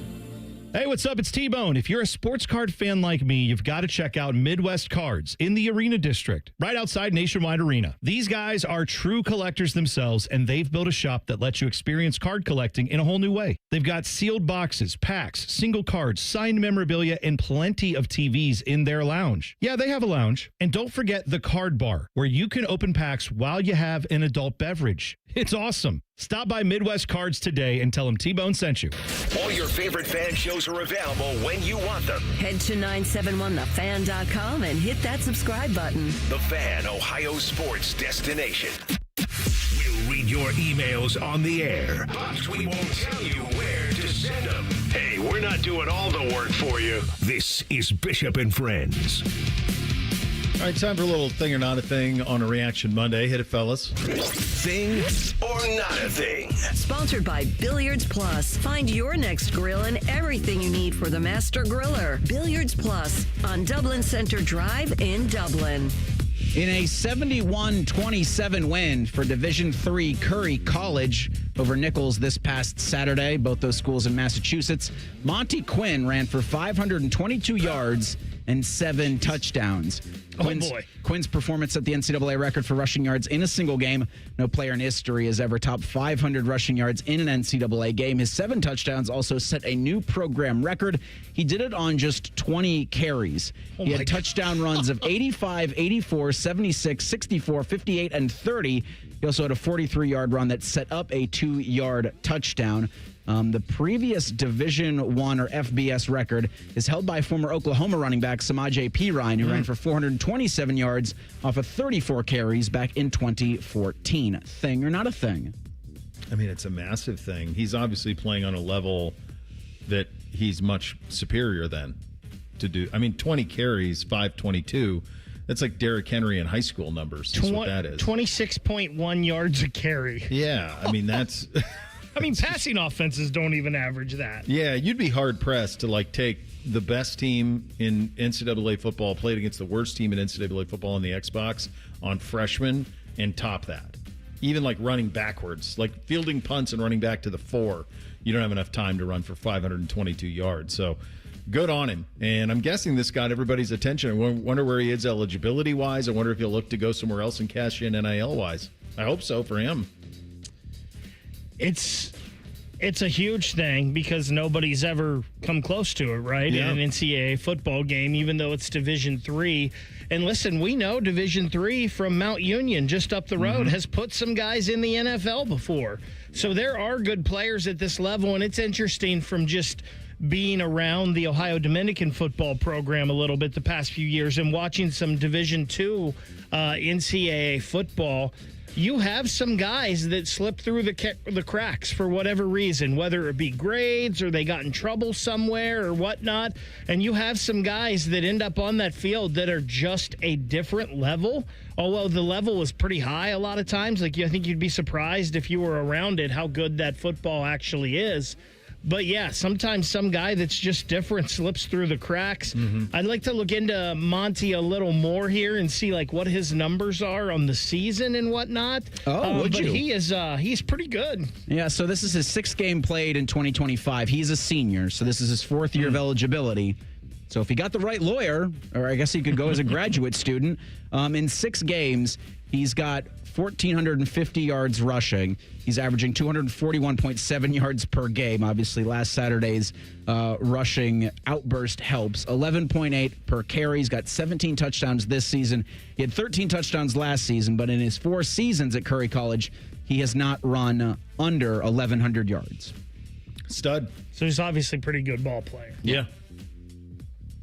The University of Miami and the College Football Playoff are now working on a contingency plan to account for a possible Hard Rock Stadium scheduling conflict if the Hurricanes make the CFP and earn a first-round home game, which the Canes hosting a CFP first-rounder is increasingly likely as they lost to Louisville on Friday night. La Liga, Spain's top-flight soccer league, announced plans last week to hold a regular season match between Barcelona and Villarreal in Miami on December 20th. That's the same day as the first-round games in the CFP. With the soccer game scheduled for a potential 10:15 a.m. Eastern kickoff, the Hurricanes could host the CFP game at Hard Rock later that night. The playoff game could also be moved to a different day. I think Friday's also got one game in the first round of the CFP. If Miami's plan contains any significant changes or requirements to the schedule, you'll love this, it would have to be approved by the CFP Management Committee, which is composed of the 10 FBS commissioners and Notre Dame's athletic director. La Liga players have recently protested the league's decision to hold a regular season game in Miami. And, of course, the Hurricanes have not yet made the CFP. Thing or not a thing? Well, it could be a thing. It won't be Friday, though. Excuse me. It will not be Friday because there's no way that the players from Barcelona are going to play on a pitch the next day. Like 12 hours after it was beat up by football players. There's no chance of that. So it'll either be played Saturday night or it would be played somewhere else. Now, there are other stadiums down there that you could play them in. I don't know if the baseball stadium could be configured that way. I've always thought that's the place where they could play if they could configure it, would be to play where the Marlins play. The other thing would be to go to FAU or FIU if you wanted to do it. Maybe that's the way that you could sort the thing out. It's interesting that also where Inter Miami plays could be an option for them as well. So there's several options down there. They got to get there first. I think it's absurd that La Liga is bringing their teams over here. I know it's about the money and everyone's trying to find their money wherever it is, but the idea that you're playing like league matches in Miami similar to what the NFL is doing is pretty wild to me, and I think the players have a beef that's probably pretty legitimate. So I'm not naive enough to think that they haven't been working on this for a while. But when you said that this was announced last week, like, what are we doing? I figured this would have been scheduled last year sometime or something. Good point. Like, let's get better scheduling here. Like, I know we want to do this at a certain time, but let's move it up a week or move it. Like, what are we doing?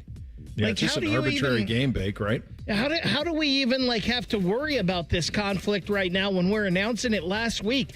Didn't anybody in the room say, hey, wait a second?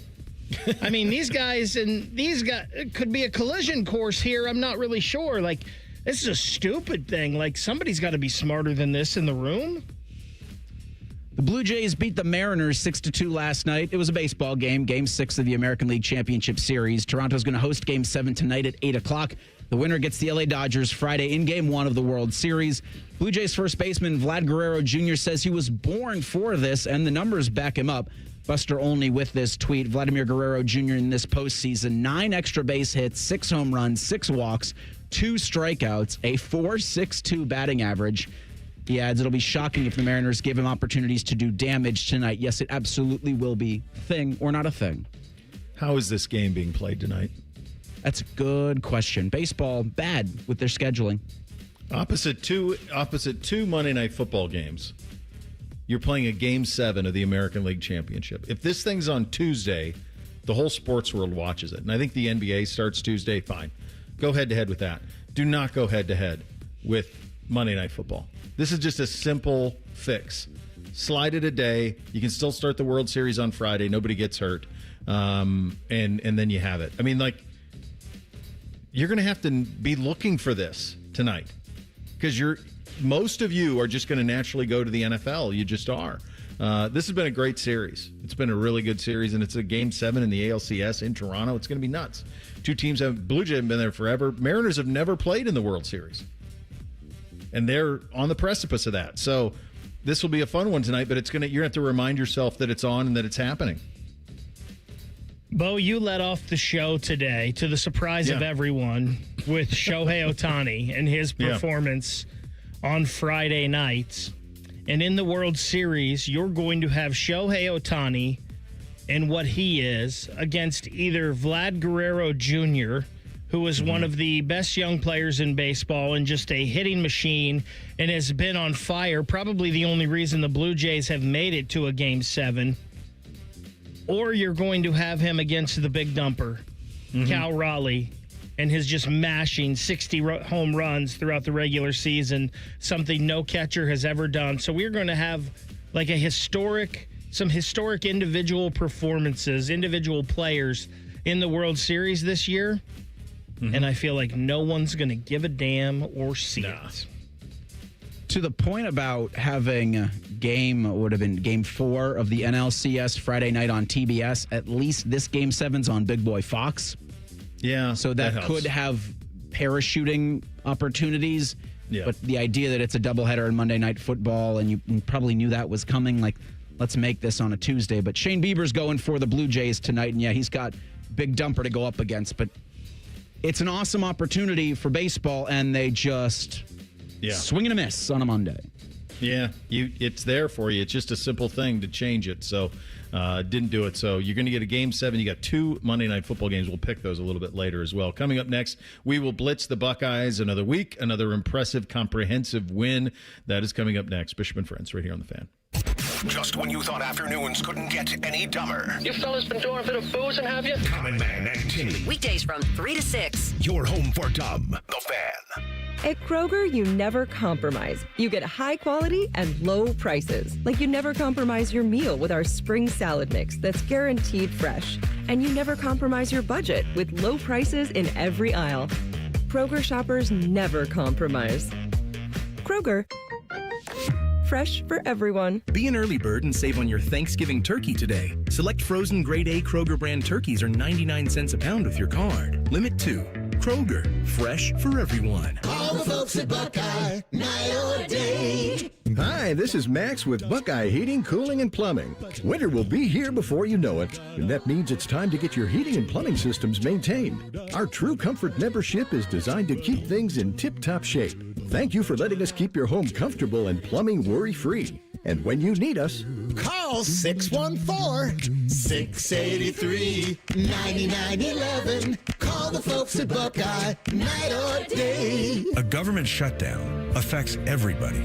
It means missed paychecks for our troops.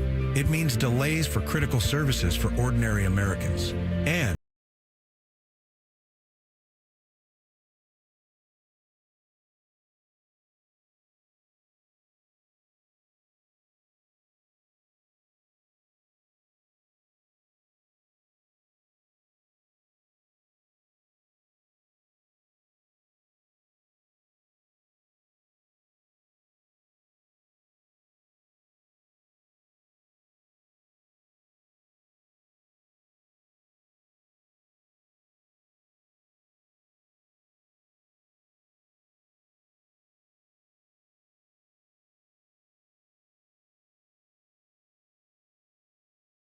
(927-6902) or visit carey.house.gov. Paid for with official funds from the Office of Mike Carey. Life's better with Drive My Way from American Family Insurance because we know it's more than just a car. It's your escape pod, your adventure mobile, your memory maker. And we help protect the dreams that drive you. Personalize what you pay for auto insurance and you could save between 5 and 20%. American Family Insurance. Get a quote and find an agent at amfam.com. Products not available in every state. Unsafe driving behaviors may increase your rate. Visit amfam.com to learn more. American Family Mutual Insurance Company SI and its operating company, 6000 American Parkway, Madison, Wisconsin. Hey friends, Beamer here. In the spirit of Halloween, Awaken 180 is offering free consultations. Learn how scary fast and how scary easy losing weight can be. For mine, I brought all the questions, and in the end, Awaken 180 was an absolute no-brainer for me. Determine if Awaken 180 is right for you. The free consultations end October 31st. Reserve by phone only at 844-346-1800. For details and the number, visit awaken180weightloss.com. Scary easy with scary fast results. Hey Columbus, it's Lorenzo Stiles Jr., Ohio State student athlete. Football runs deep in my family. My dad played here, and now my brother and I are proud to carry on that tradition. At Monogram Homes, family matters too. They treat every homeowner like one of their own, building with care, precision, and pride. Monogram doesn't just build houses, they build homes, crafted just for you. So whether you're starting your first home or designing your dream space, Monogram Homes has got your back every step of the way. Visit monogramhomes.net to start building today. Monogram Homes, a builder you can trust. More and more these days, people who are in pain are trying to take control of their health. They want to look beyond the traditional medicine of going to just a normal doctor. Hey, it's Bobby Carpenter. People just like you and me are finding lasting relief without steroids, medication, surgery, right here in Columbus, Ohio at QC Kinetics. You'll be treated by the highly regarded orthopedic surgeon, Dr. Ray Tesner, founder of Grant Sports Medicine. Here's how it works. Your blood contains many tiny but mighty healing tools. At QC Kinetics, Dr. Tesner and his team will get to the root of where your pain stems from, right down to the cells that are involved. By putting these natural elements to work, your body, it can revitalize your joints, literally using your own body's biologics to heal you. It's a simple injection, not a hospital stay, no drugs. It's fast, all natural, and there's no downtime. So if it's knees, backs, hips, whatever it may be, give QC Kinetics a call for your free consultation. 380-208-4544, 380-208-4544, QCkinetics.com/Columbus. Hi, I'm Rick Germain for Toyota West. And with over 600 new and pre-owned vehicles available, Toyota West at I-270 and Georgesville Road has the car you're looking for. And right now at Toyota West, take advantage of 0 down and 0 payments until 2026. And every pre-owned vehicle comes with a 72-hour exchange policy plus a 3-month warranty for qualified vehicles. Come see us at the Germain Auto Mall on Georgesville Road or get started today at ToyotaWest.com. Offer expires 10/31. No payments for deferred payment. Interest accrues at time of inception with approved credit. Broadcasting from the Lindsay Honda Studios. Honda makes the cars. Lindsay makes the difference. Visit lindsayhonda.com. WBNS-FM, HD1 Columbus. Good morning. I'm Eric Reese. Week 7 in the NFL wraps up with a Monday night doubleheader. The 4-2 Lions host the 5-1 Buccaneers at 7 o'clock, while the 4-2 Seahawks have the 2-3 Texans at 10. Hear those games on the Fan following Buckeye Roundtable. Skip Mossick, Paul Keels, Jim Lachey, and Coach Cooper will break down the Buckeyes' 34-0 win over Wisconsin tonight at 6. Head coach Ryan Day will join the program at 6:30. OSU remains number 1 in the AP Top 25, followed by number 2 Indiana and number 3 Texas A&M. Those 3 teams are all 7-0 through 8 weeks. Buckeyes are on a bye this Saturday. Ohio State will host Penn State next Saturday. In baseball, the Blue Jays host the Mariners tonight at 8 in Game 7 of the ALCS. Winner gets the LA Dodgers Friday in the World Series. And in the NHL, the Blue Jackets are at the Dallas Stars tomorrow night at 8 o'clock. CBJ look to build off Saturday's win over Tampa. You can hear Blue Jackets hockey all season long right here on The Fan, Ohio's sports destination. Find us on YouTube. Search WBNS Radio and you can see what Bo looks like. But only if you subscribe. This is Bishop and Friends. All right, final hour here on a Monday edition of the program. Time to blitz those Buckeyes. Hit it, fellas.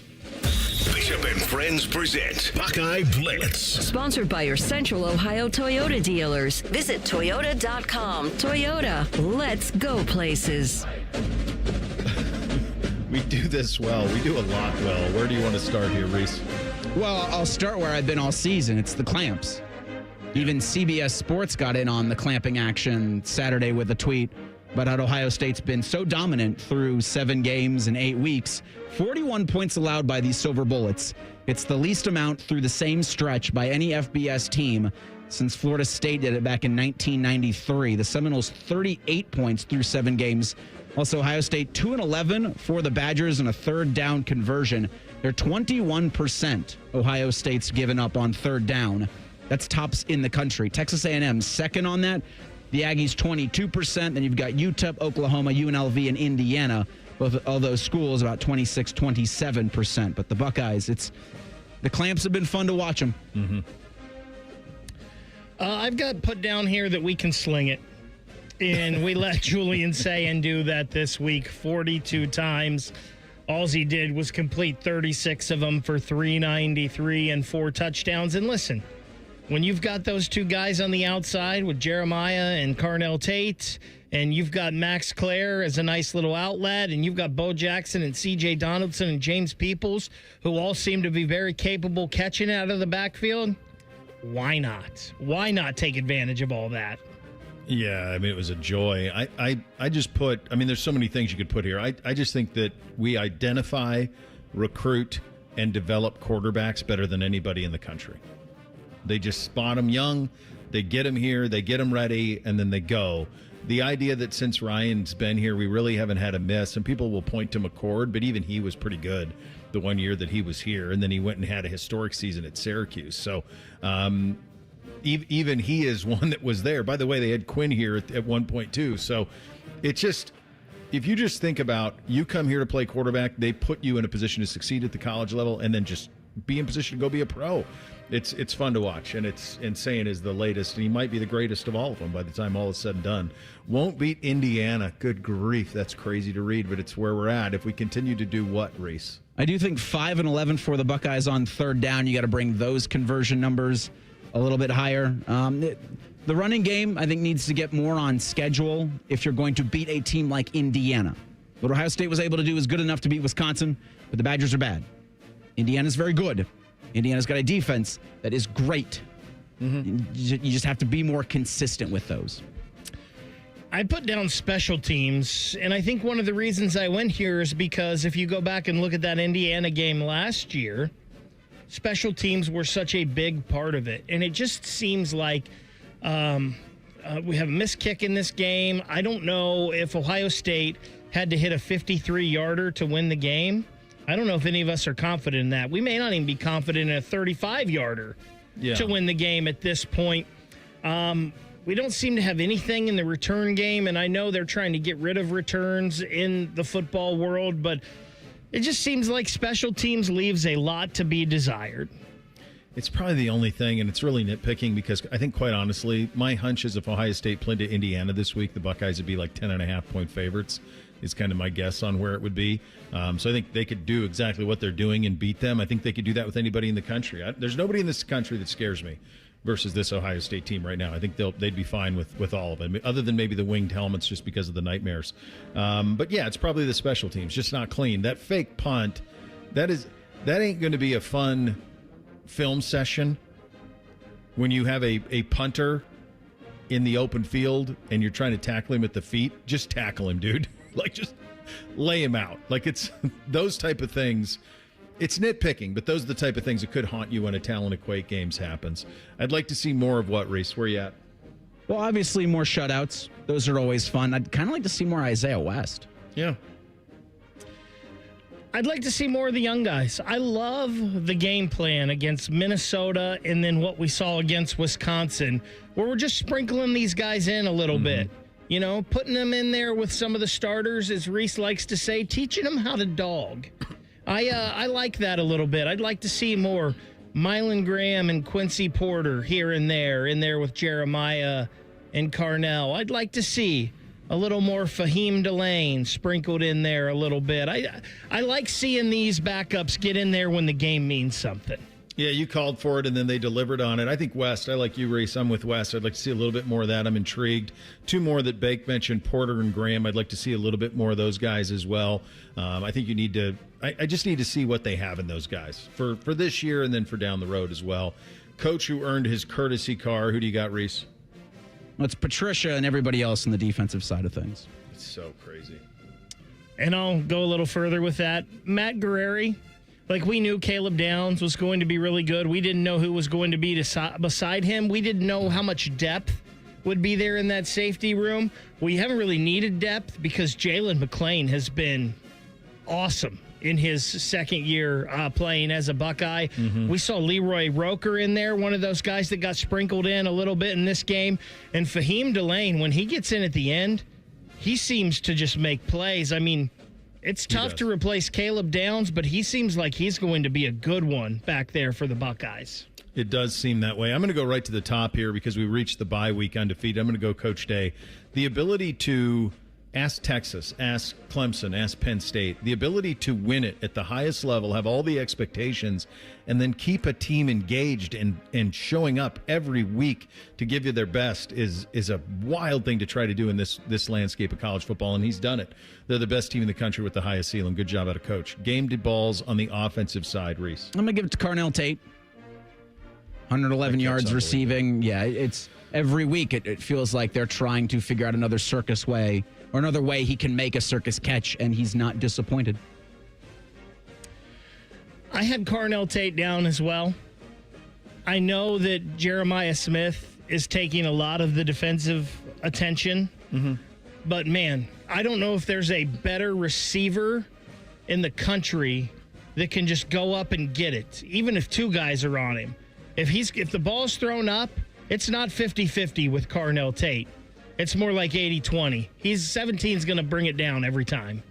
I was thinking of this watching the game, and it's like probably neither one of those guys are going to be first-team All-Americans. Maybe Jeremiah will be, just because statistically they won't maybe have the statistics that other receivers around the country will have because they're splitting it up a little bit. Are those the two best receivers in the country? Yes. I sure think so. I mean, it might be. Ryan Williams has had some drops at Bama.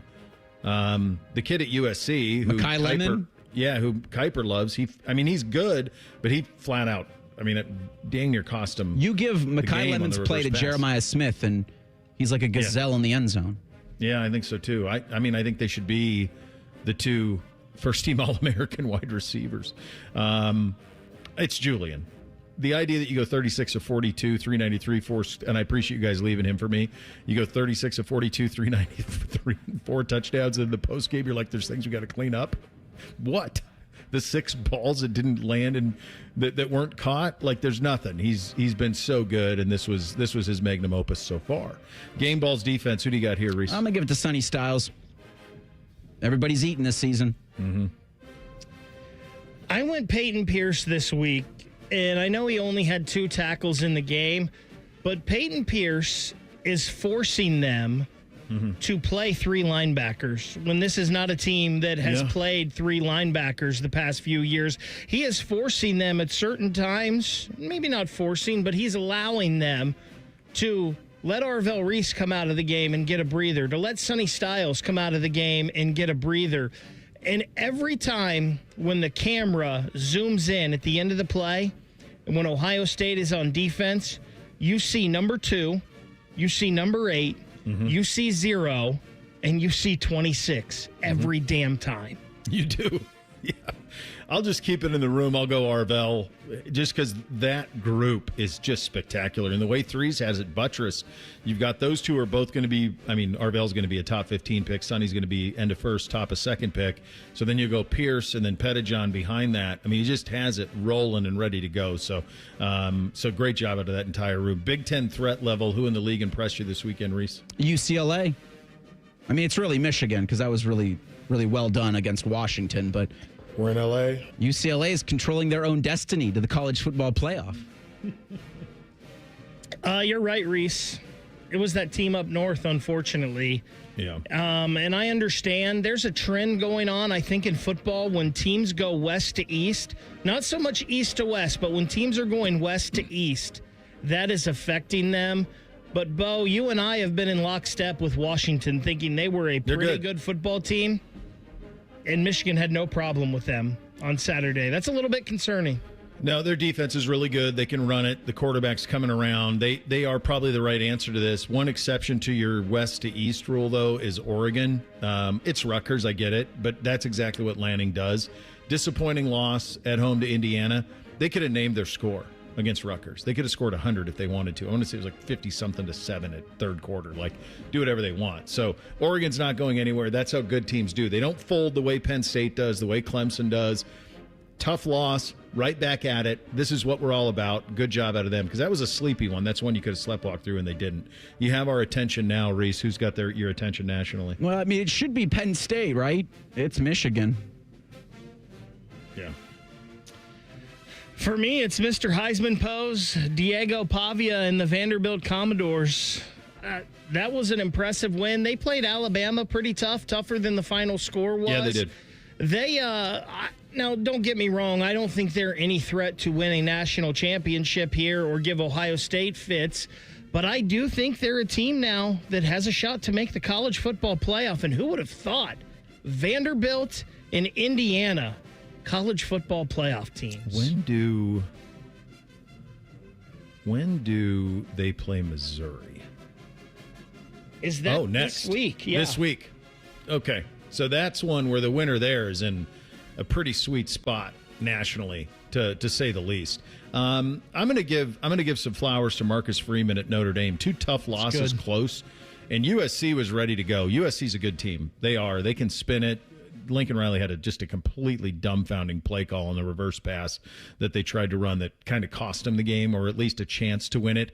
But Jeremiah Love, their ability to run the football, that guy ran with reckless abandon on Saturday night. He was a problem. And C.J. Carr's coming along. He had a terrible pick.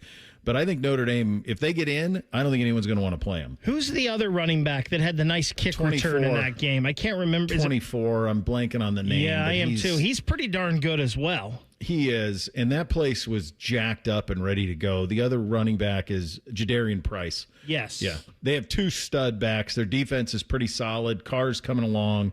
Yeah, Notre Dame, and they're going to get in because that was the last one that was going to be kind of tricky for them. They should dominate the rest of the way just running the ball.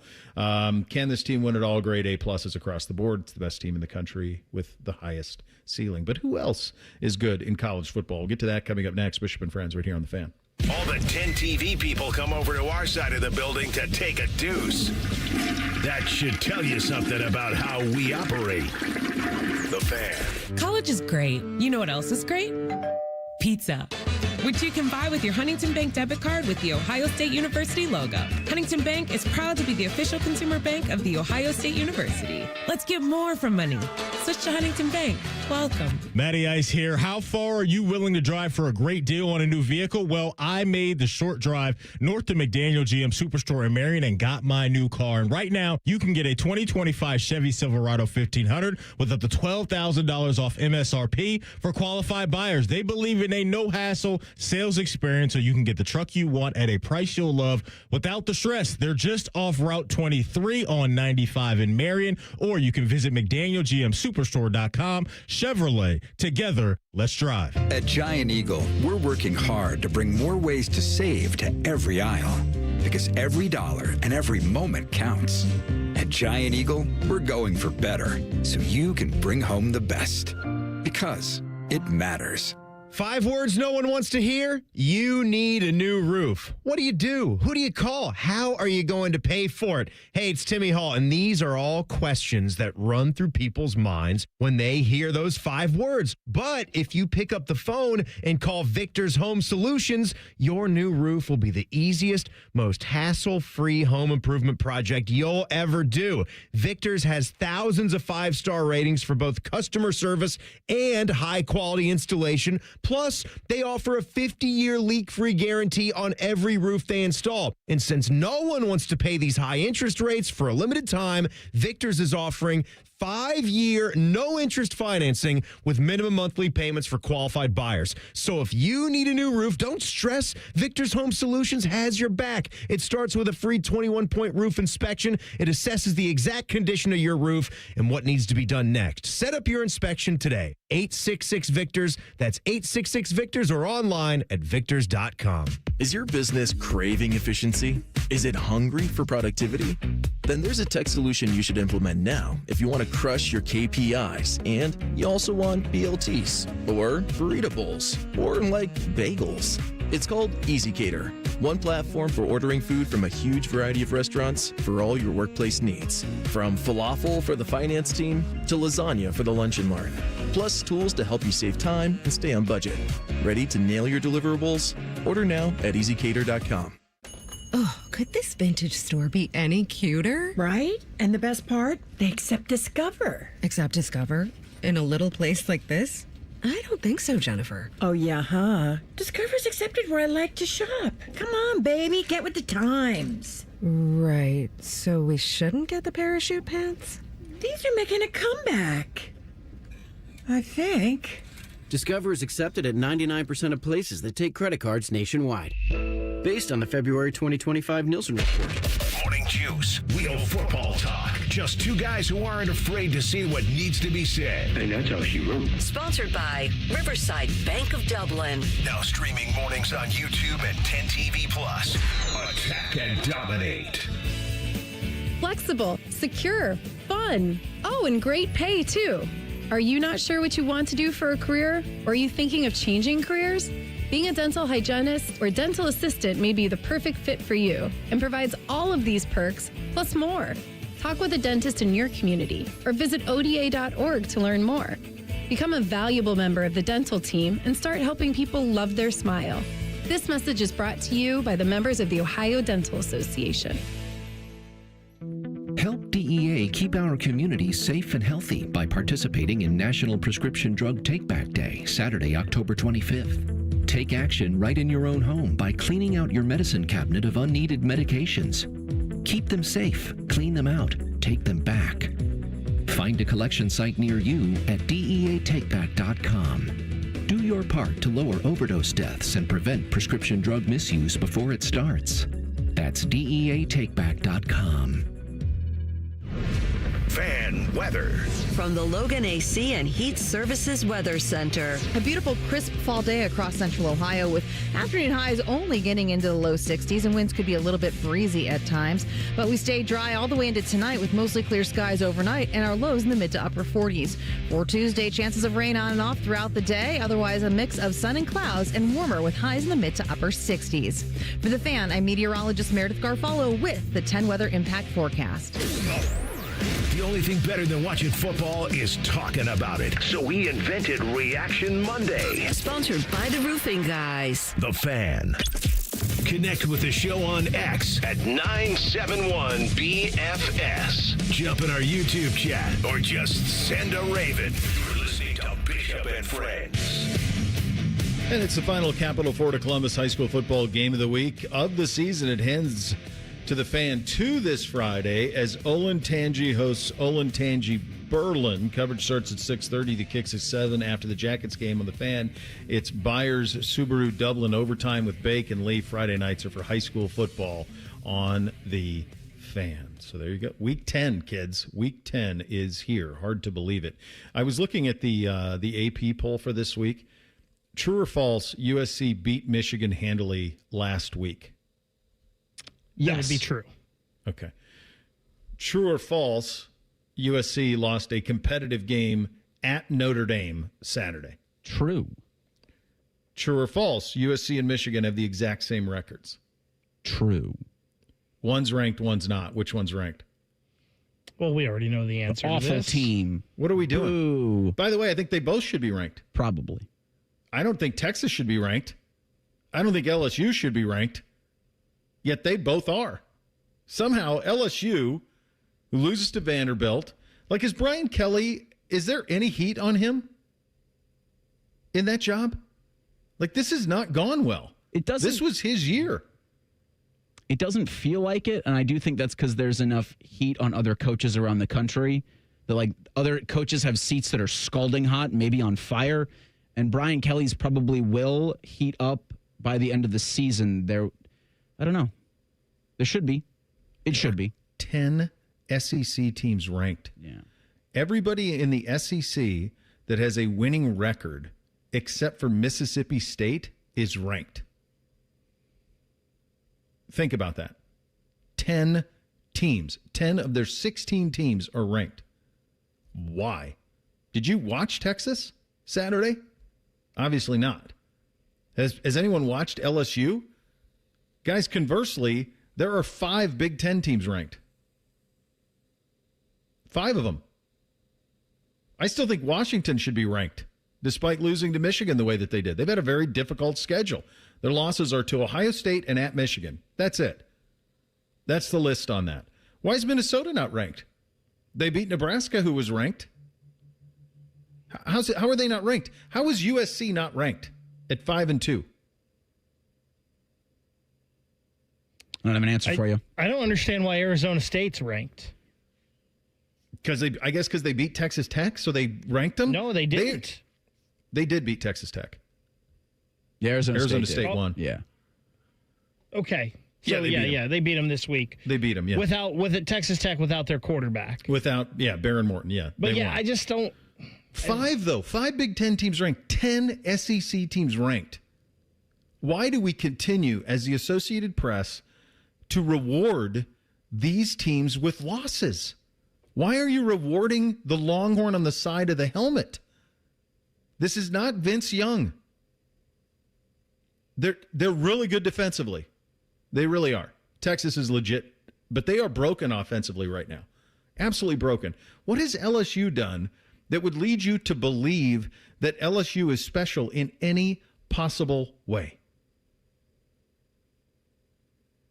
Clemson? That's it in the opener? I'll give it to you. This is your LSU quality wins. At Clemson 17-10, Louisiana Tech 23-7, Florida 20-10, Southeast Louisiana 56-10, South Carolina 20-10. Those teams all suck. They lost to Ole Miss, they lost to Vandy. They got Texas and Bama the next 2 weeks. And they get to be ranked? What has Texas done that deserves ranking? Where's your quality win at Texas? I guess Oklahoma with Mateer rushed back, and so you're hanging on to that? That's what they'll call it. I'm looking at Brian Kelly's buyout, $58 million.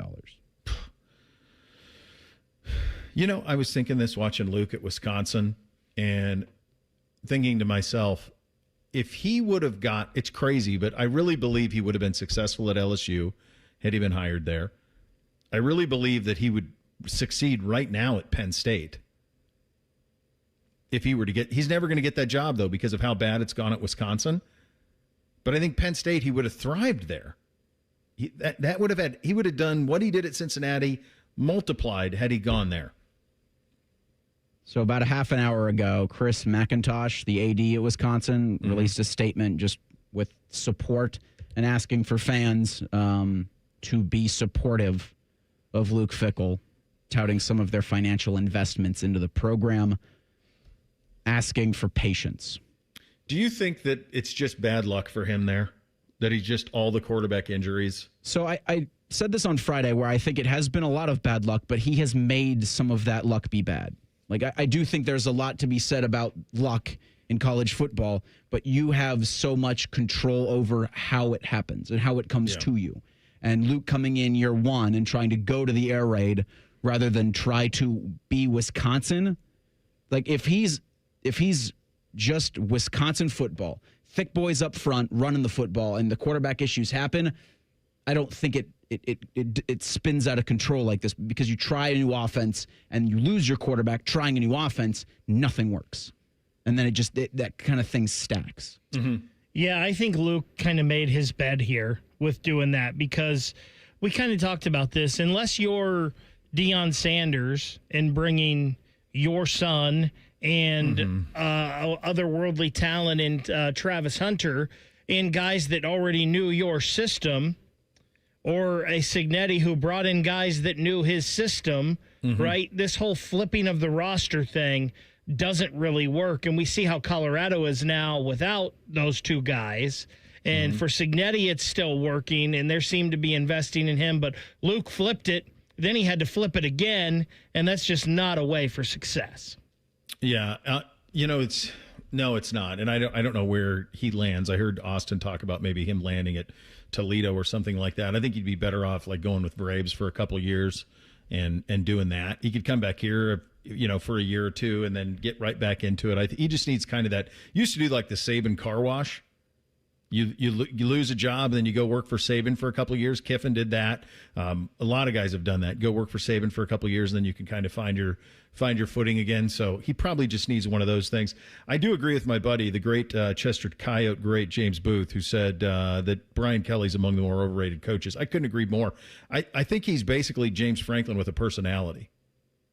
Is what Brian Kelly is. Or like James Franklin with multiple personality disorder. Or that he talks too. About his family, and he's Southern. He's extra Cajun Brian Kelly when he needs to be, and then he needs to be screaming at media Brian Kelly when it suits him. I just think he's just Franklin with a personality.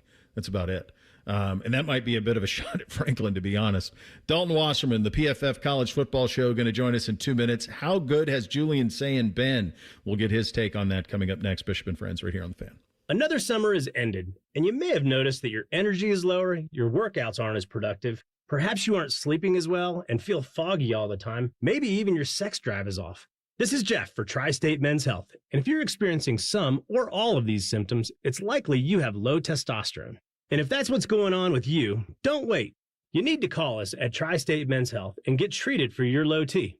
Because living with low testosterone is no way to live. With our low T treatments, if you're like most guys, your life will change considerably. Improved sleep, better energy, greater gains in the gym, better mental clarity, and your sex drive will likely improve as well. Plus, most men see these results in just a few weeks. So call us. Your initial visit is just $99 and includes PSA and T-test and a medical consult. And if you start on testosterone the day of your appointment, your visit is free. Call 800-900-9654 or go to tristatemenshealth.com. We have 6 offices in the tri-state area to serve you. Newman Roofing, as part of its 2025 Commitment to Community initiative, is proud to recognize individuals who have made an impact for people of all abilities. This week, we would like to honor Caitlin Brown. Caitlin has made an impact by creating the Handy Capable Kitchen, which raises money for Toys for Tots through her local Chili Fest. This Down Syndrome Awareness Month, Newman Roofing is proud to join forces with 10 TV and The Fan in celebrating our ongoing commitment to the community. Delaware County Veterans Services is ready to help you access VA benefits, emergency financial assistance, dental and medical grants, transportation, and more. Give Delaware County Veterans Services a call, 740-833-2010 to schedule an appointment. In the spirit of Halloween, ooh, spooky, Awaken 180 is offering free consultation all month long. Find out how scary fast you'll lose the weight for free. Call 844-346-1800. The Fan Guest Hotline is sponsored by Patriot Air Comfort Systems and Bryant, doing whatever it takes to keep your home comfortable. The Fan. Our top men are working on everything except this show. We have top men working on it right now. Who? Top men. You're listening to Bishop and Friends. He is the host of the PFF College Football Show. His name's Dalton Wasserman. He's a good friend of the program. He joins us on the Bryant Heating and Cooling Systems Fan Guest Hotline. Dalton, thank you so much for taking the time. Julian Sand interviewed after the game at Wisconsin, and the interviewer asked him, and he says, there's things we got to clean up. And he goes 36 of 42 for 393 and 4 touchdowns, and I'm laughing, and I'm thinking, what, the 6 who hit the ground? When you've watched him play and grow week in and week out, what do you see in Sand? I see the most accurate quarterback in the country, and I think he makes a great point there about that 36 for 42 because it feels like he's starting to make it normal. By all of our metrics, you look at completion rate, adjusted completion rate that accounts for drops, even our accuracy metrics where we track ball placement behind the scenes. He's the single most accurate quarterback in the country, and you can see that he's getting more and more comfortable within the system. I think the one last thing I have left is he hasn't played elite football yet in the red zone, but I think even that's getting better every week. I think you're looking at arguably the best quarterback in the country, even though he's not eligible to be drafted until next year, and there's a lot of the big names being mentioned. Dalton, what have you seen with how Ryan has brought him along this year? I think a big moment. I still think the biggest moment this year was that Texas game in the very first game, his first start, and just understanding his assignment in that game against a great defense. And then beyond that, just building week to week how much more they can give him, how much more they can give him vertically down the field to take his chances with, how much more they can give him as far as, plays with full progressions and second and third reads. And you can see that every single week that he's getting to even more second and third reads and check downs and backside things. And it's just, you can see it a little bit at a time each week, and I think mentally he's just getting more comfortable with a deeper level of this offense, and it's only making him more dangerous with those weapons. We're needle in a haystack, people around here, because we're spoiled because we talk about Ohio State so much. But in terms of, sometimes people will say, well, boy, there's more shots down the field that are there for him to take. What do you see when you watch film of what opposing defenses are doing to try to slow down or mitigate Jeremiah Smith? And then how is Julian and then in recent weeks, Carnell Tate benefiting from that? Well, I think the initial plan for most teams coming into the year and in the first few weeks was that you got to get 2 or 3 sets of eyes on Jeremiah because he's the best receiver in the country. He's arguably the most talented player in the country, and he can beat you at any level. So you're seeing a ton of zone coverage. It's really not a good idea to play man-to-man coverage against Ohio State. So you saw a bunch of sets of eyes on Jeremiah, and they've responded by going to Carnell Tate more, and he's been able to dominate the last 2 or 3 weeks, really, to me, in a way that he's never been able to before. Last year, obviously, was kind of the third fiddle behind Smith and Ibuka, but this year with Tate starting to dominate, once you get that, then the pendulum starts to swing back towards him. Then eventually you're going to get a big 200-yard game from Jeremiah. So when you have 2 threats like that, plus the tight ends working, plus Bo Jackson and the running game started working, when you have that level of balance, you really become unstoppable as an offense. And as unstoppable as this offense has been, especially the pass game, what's crazy around here is the defense has been even better, historically good. When you see what Matt Patricia has done with this talent, before the season, you're replacing 8 starters. Did you think this was possible? And what is the biggest change from last year's defense to this year's here? This level, I didn't think it was going to happen, especially with them losing all 4 of those starters on the defensive line. That's the spot that concerned me the most. But when you look at what guys like Caden Curry and Caden McDonald are doing up front, they're dominating just like last year's group, and it's really unbelievable to watch. The linebackers coming back were going to be good. The secondary with Caleb Downs is going to be good. I'm not surprised with that. But that defensive line's a lot better than I thought it would be. And I think as far as Patricia, I think what it is with him is he understands that he's got so many NFL-caliber players on his defense that he's going to run an NFL defense. You can see, especially with Caleb Downs running the show from that safety spot, he doesn't hold anything back schematically. They'll throw in rotations and simulated pressures and a lot of complicated stuff that a lot of opposing college quarterbacks just can't handle or they haven't seen before. So I think Matt Patricia just knows he has so much talent on this team, and he's not afraid to get so deep into the playbook that, he can just do so many things to confuse the opponents and their quarterbacks. Did you guys have any idea how good Arvell Reese was? Honestly, not to the level that he's playing right now. Obviously, he didn't play a ton last year when you talk about Cody Simon still being in the fold, right? But, you talk about just having 2 freak athletes at linebacker. That's hard to stop right there. And the versatility when it comes to the blitzing, and you can put him off the edge, and a lot of people now are going to go, oh, that's like another Jahad Campbell. He can do the things that Jahad Campbell did going in the first round of the Eagles this past year. So, no, I didn't see that this level coming this early in the season and the dominant flashes that we've seen so far. Talking to Dalton Wasserman, the PFF College Football Show on the Bryan Heating and Cooling Systems Fan Guest Hotline. All right, so bye week for the Buckeyes this week. We're a little more than halfway through the regular season. Next week we'll reach the point of halfway if you're going to win a national championship by the time you get to everybody playing 8 games. Who in the country at their best can play at this level with Ohio State?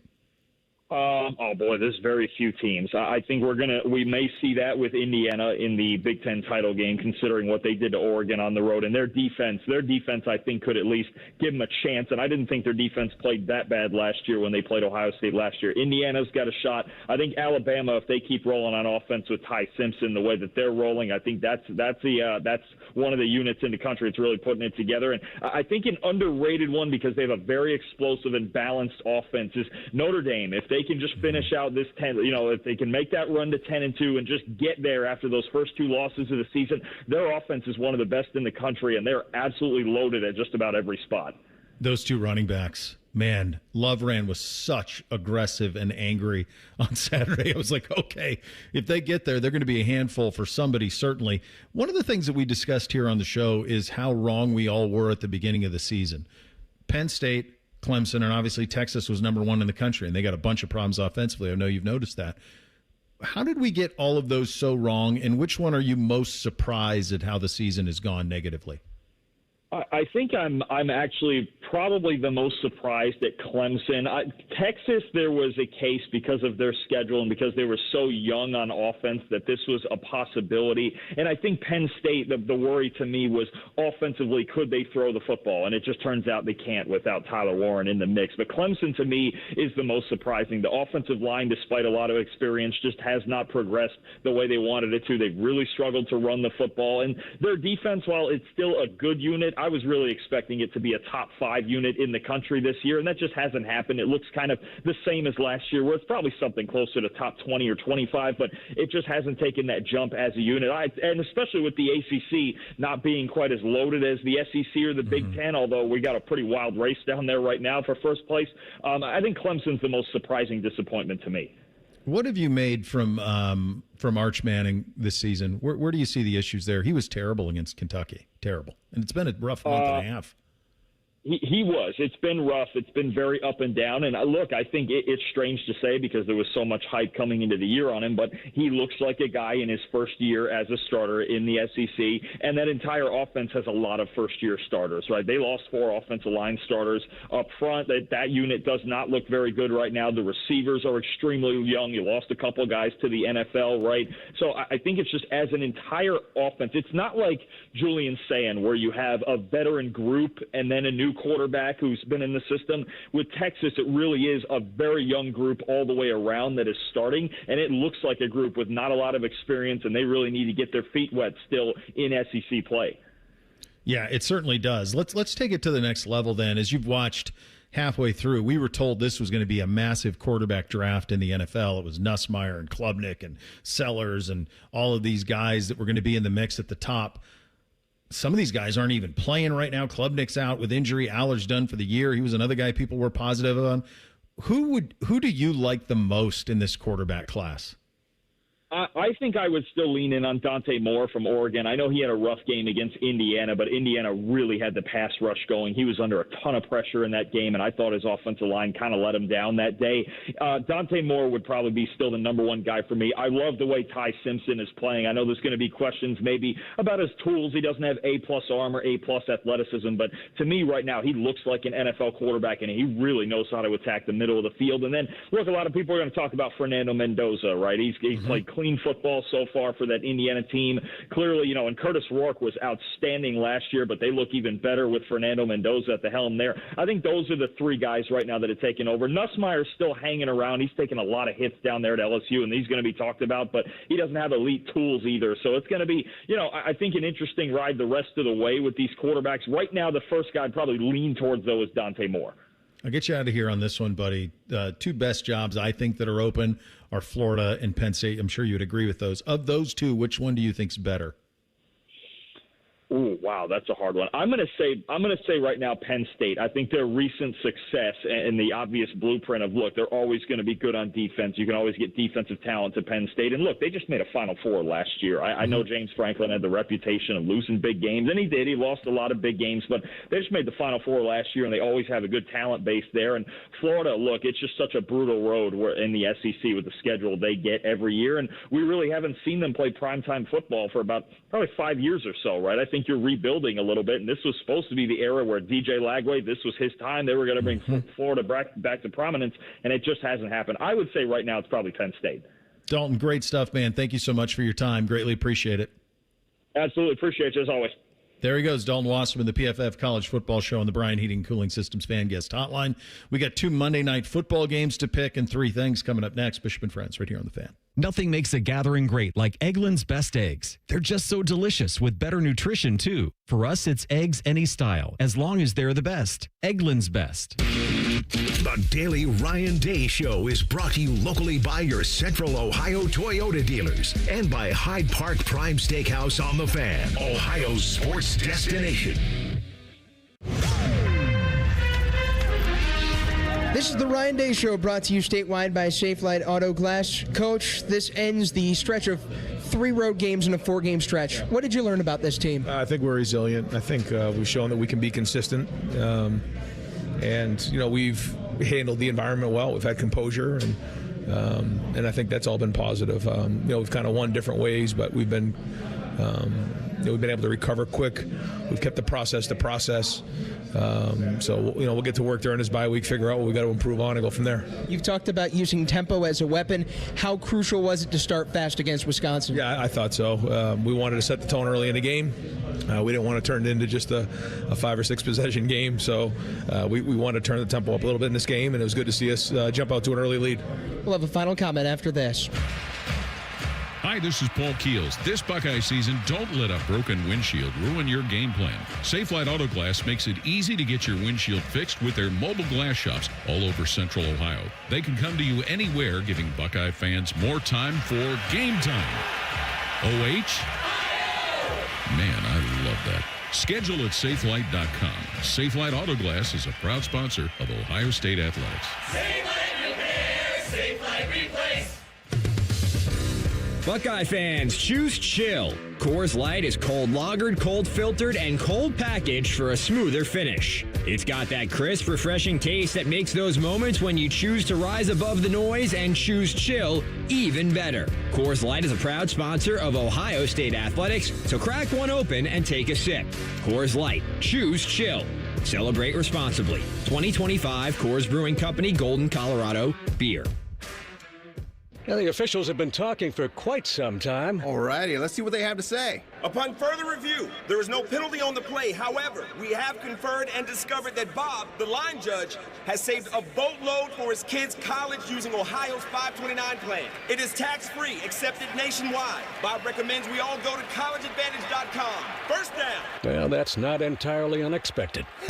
Classic Bob. At Ohio State, we are the never afraid to innovate teams and the improve people's lives teams. Together, we are the Ohio State University. This is the Ohio State Sports Network, presented by the Ohio State Wexner Medical Center, the team physicians for Ohio State athletics. Coach, what did it mean to see Brandon Ennis catch that touchdown late in the game? Well, he's put a lot of work in. He does a lot of dirty work for us. So that he had a nice return. And then, to see him, make a play like that in a red zone was great. He's a weapon for us and somebody that we're going to need here in the second half of the season in a big way. This is the Ohio State Sports Network from Learfield. For over 37 years, Buckeye Nation has known Hyde Park Prime Steakhouse for serving the best steaks in the city. Our thick-cut, aged steaks are a staple in Columbus, with 3 locations in Upper Arlington, Dublin, and downtown. And just like the Buckeyes, we strive for excellence and an experience like no other. Hyde Park is proud to introduce the newly added wine room at our downtown Columbus location, where a new elegance in dining surrounds you, creating the ideal setting for any occasion or the perfect night out. Hyde Park is a proud sponsor of Ohio State Athletics. Go Bucks! Around here, it's all or nothing. And Toyota's got more all-wheel drive choices than anybody. Now through November 3rd, get 4.75 APR financing on remaining new 25 Corolla gas models. Excludes GR and Corolla Cross. Or lease a gas-powered 26 Corolla LE for $209 a month for 36 months with $36.99 due at signing. With approved credit through TFS. Tax, title, and license extra. Call 1-888-36-TOYOTA for details or go to Toyota.com. Toyota, let's go places. They're trained. They're fired up. Let's do it. When you need heat, they can't be beat. They're Ohio State's undefeated heating and cooling team. For plumbing, drain, heating, and cooling, there's only one team. The Waterworks. Better care, better value, better results. Call the Waterworks at 614-232-2222 or visit them online at thewaterworks.com. A proud sponsor of Ohio State Athletics. Hey guys, it's Bobby Carpenter here. Are you feeling low energy, trouble focusing, less interest in the things you used to enjoy? How about this? Less strength. It could be low testosterone. Affinity Whole Health is offering free labs to check your testosterone levels. These labs, they're normally $99, but in the month of October, they are free. Sign up now at feelgreatcolumbus.com. Learn why I and thousands of other men trust the experts at Affinity Whole Health. Go to feelgreatcolumbus.com and feel like yourself again. Bishop and Friends is sponsored by Diamond Seller, your true jeweler for over 75 years. The Fan, Ohio sports destination. 10 feet tall and bulletproof isn't just a saying, it's a way of life. You're listening to Bishop and Friends. All right, before we get to the poll and 3 things, we've got some Monday Night Football tonight. Go ahead, Big. That's right, guys. Another Monday night doubleheader. And, Bo, by the way, what a week for you. Picking pros and college. Yeah, 19-5, I think, so far on both of them combined. I was 11-2 in NFL, hit the first 9. And actually, one of the ones I got wrong was Washington -1.5. And we picked that Thursday before I realized they were without their top 3 receivers. Because I do this on the Brown Show, and I picked Dallas because they didn't have any receivers playing. So that was one of the 2 that I missed. The other one I missed was Denver not covering the 2.5. So, yeah. Reese, you've had a good week on the NFL, too. You're 8-5 heading into tonight, so this could be one heck of a week, guys. At 7 o'clock tonight, the Tampa Bay Buccaneers are in Detroit taking on the Lions. Have no clue who's playing receiver for Tampa tonight. The Lions are 6.5-point home favorites. This number went up 4 points. Thursday, when I put this, when we did the Beat the House, it was 2.5. It's now 6.5. Give me the Leos. Sorry, Bake. No receivers. That's a problem. I like the Lions winning this one. I'll throw the points. Yeah, the idea that I can get a touchdown for the Lions, give me Detroit here as well. And that game is the Buck and Aikman one on ABC. Then at 10 o'clock tonight, the Houston Texans out in Seattle taking on the Seahawks, 3.5-point home favorites, the Seahawks. I'll take the Seahawks here.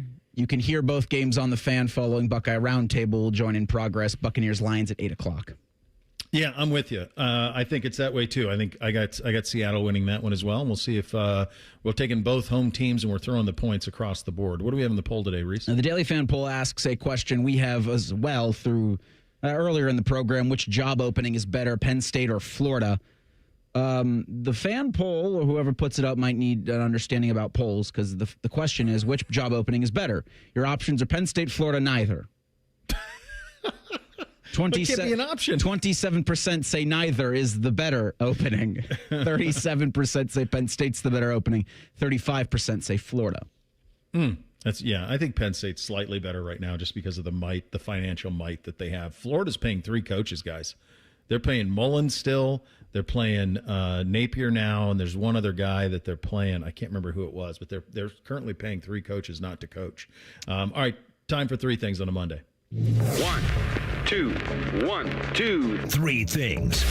Sponsored by Buckeye Lake Marina, Central Ohio's largest selection of new and pre-owned boats. Find your next dream boat at BuckeyeLakeMarina.com. All right, number 1 for me. So every year, the in-laws do this thing where they have like a Halloween party for the family, and everybody dresses up, and they have like hibachi and all this stuff at the house. And so yesterday was that day. I got down there, and I'm like, man, it is hot in this house. I don't know what is going on. So I go look at the heat register. They had the heat set at 76 degrees. Oh. How can you, that is choosing violence in the 76 degrees heat? How does one sleep in 76 degrees? My God. What's it like when the sun beats down? Is it 84 in there? I just couldn't believe it. So it's the highest register reading I've ever seen from a thermometer. And you should take the next bill and walk around and show them, and then just take whatever like currency they value the most, whether it's cards or video game time, and just say this equates to the energy bill. God, 76. Congrats to everyone who ran the Columbus Marathon and half marathon yesterday. It was a miserable morning. We were driving back from Pittsburgh and caught it around 12:30. Boy, that could not have been fun to do 13.2 or 13.1 or 26.2. So congrats to everyone out there who finished that thing, because, boy, that's as brutal of a conditions as you could ask for. We were informed that the Browns, Bengals, and Buckeyes winning on the same weekend had been a rare thing recently. In fact, we were informed the last time that happened was like 2013. And I was like, there's no way that could happen. So I looked into it a little bit, and I typed into the Google machine when the last time it happened. And even the Google machine told me the last time it happened was October of 2020. And I said, there's no way. With all the winning that Ohio State has done, there's absolutely no way that it could have been 5 years. So I looked into it a little more. Yeah. And to the best that I can come up, the last time that the Browns, Buckeyes, and Bengals all won on the same weekend was November 4th and November 5th of 2023. Yeah. So I believe the Buckeyes beat Rutgers that day, 35-16. The Browns shut out Arizona 27-0, and the Bengals beat the Bills 24-18. Still quite a long time. Yeah, that is. Yeah. Number 2 for me, I don't know how we all stumbled onto this. I guess just because we had, I think, Reese, maybe you put it in one of your 3 things that they were doing a sequel to Heat, a movie of which Bake had not seen, and I was flabbergasted, which led to a back and forth between AR and me and all of this with Heat. So I saw over the weekend Timothy Chalamet with the quote that the best movie he's seen recently is Heat. I'm late to it, but it's one of my favorite movies of all time. It's on now all the time on Showtime, in the Showtime tier. So anytime there's a commercial, I'm paratrooping into it. I just will tell you, it holds up in every way possible. Can't wait for the sequel. Second thing for me from the Department of Corrections. So this was at the very top of the program where I had said Ohio State's going to have 2,000-yard receivers this season in Jeremiah Smith and Carnell Tate, but I shorted each of them about 100 yards. Jeremiah, I thought it was just over 500 yards receiving. He's got 602. Carnell Tate, I thought, was just short of 500. He's got 587. I quoted him 487. So sorry, boys, but still really impressive through 7 games in 8 weeks. 2 years in a row, the Buckeyes would have back-to-back 1,000-yard receivers. Second thing for me, happy anniversary to a loyal listener of the program and my buddy Jack and his wonderful bride, Amy. 2 years ago, we were all out in Kansas City for their wedding and then Penn State the next day. It was a great weekend, and I congratulated both of them today for making my wedding officiant 100% still. They're still together, so I'm 1 for 1 on that. I'll go quickly here. Best fall on record since I've lived in Ohio. Yesterday was brutal, but it's kind of the only bad weekend day we've had all fall. We're entitled to one now and then. I'll still complain about the weather when we get to spring, but got to give Mother Nature some flowers. This has been an incredible fall here in the Buckeye State. Yeah, it's been gorgeous. Brad Crawford of 24/7 Sports and of CBS Sports, I think, has been on our show a couple of times, and I saw this from him about an hour ago on X. Vegas Insider's list of the 10 most handsome college football coaches according to AI facial recognition. Number 1, Billy Napier. Number 2, Joe Moorhead. Number 3, Mike Loxley. Number 4, Derek Mason. Number 5, Brian Kelly. Nowhere on this top 10 list, which includes Phil Longo at 10, is Marcus Freeman. Freeman and Kiffin are 1, 2. Yes. Neither are on their top 10. I mean, you need to find a new AI, boys. Right. Don't trust AI. That's just because you saw Kiffin on Twitter with his shirt off between two I saw him on game day. Did you guys see him on game day? I did see that too. Did you see him on game day, like in like a little place? They're doing like a walkthrough at like their vineyard, and he's having fun with women in the yoga place. I'm like, this guy's living his best life. Don't ever leave Ole Miss, Lane. That's right where you need to be. Final thing for me, Rothman and Ice coming up next, so don't go anywhere. Their segment last week was such a hit, they're doing it again, so the floor is yours at 1 o'clock. Call the fellas. You're going to be on a shot clock, though, so have your stuff prepared. All right, there you go. You have that to look forward to, which is nice. We're back tomorrow, Bishop and Friends, right here on The Fan. Matty Ice is currently bathing himself in creamy jalapeno dip. And I've officially run out of ways to tease this show.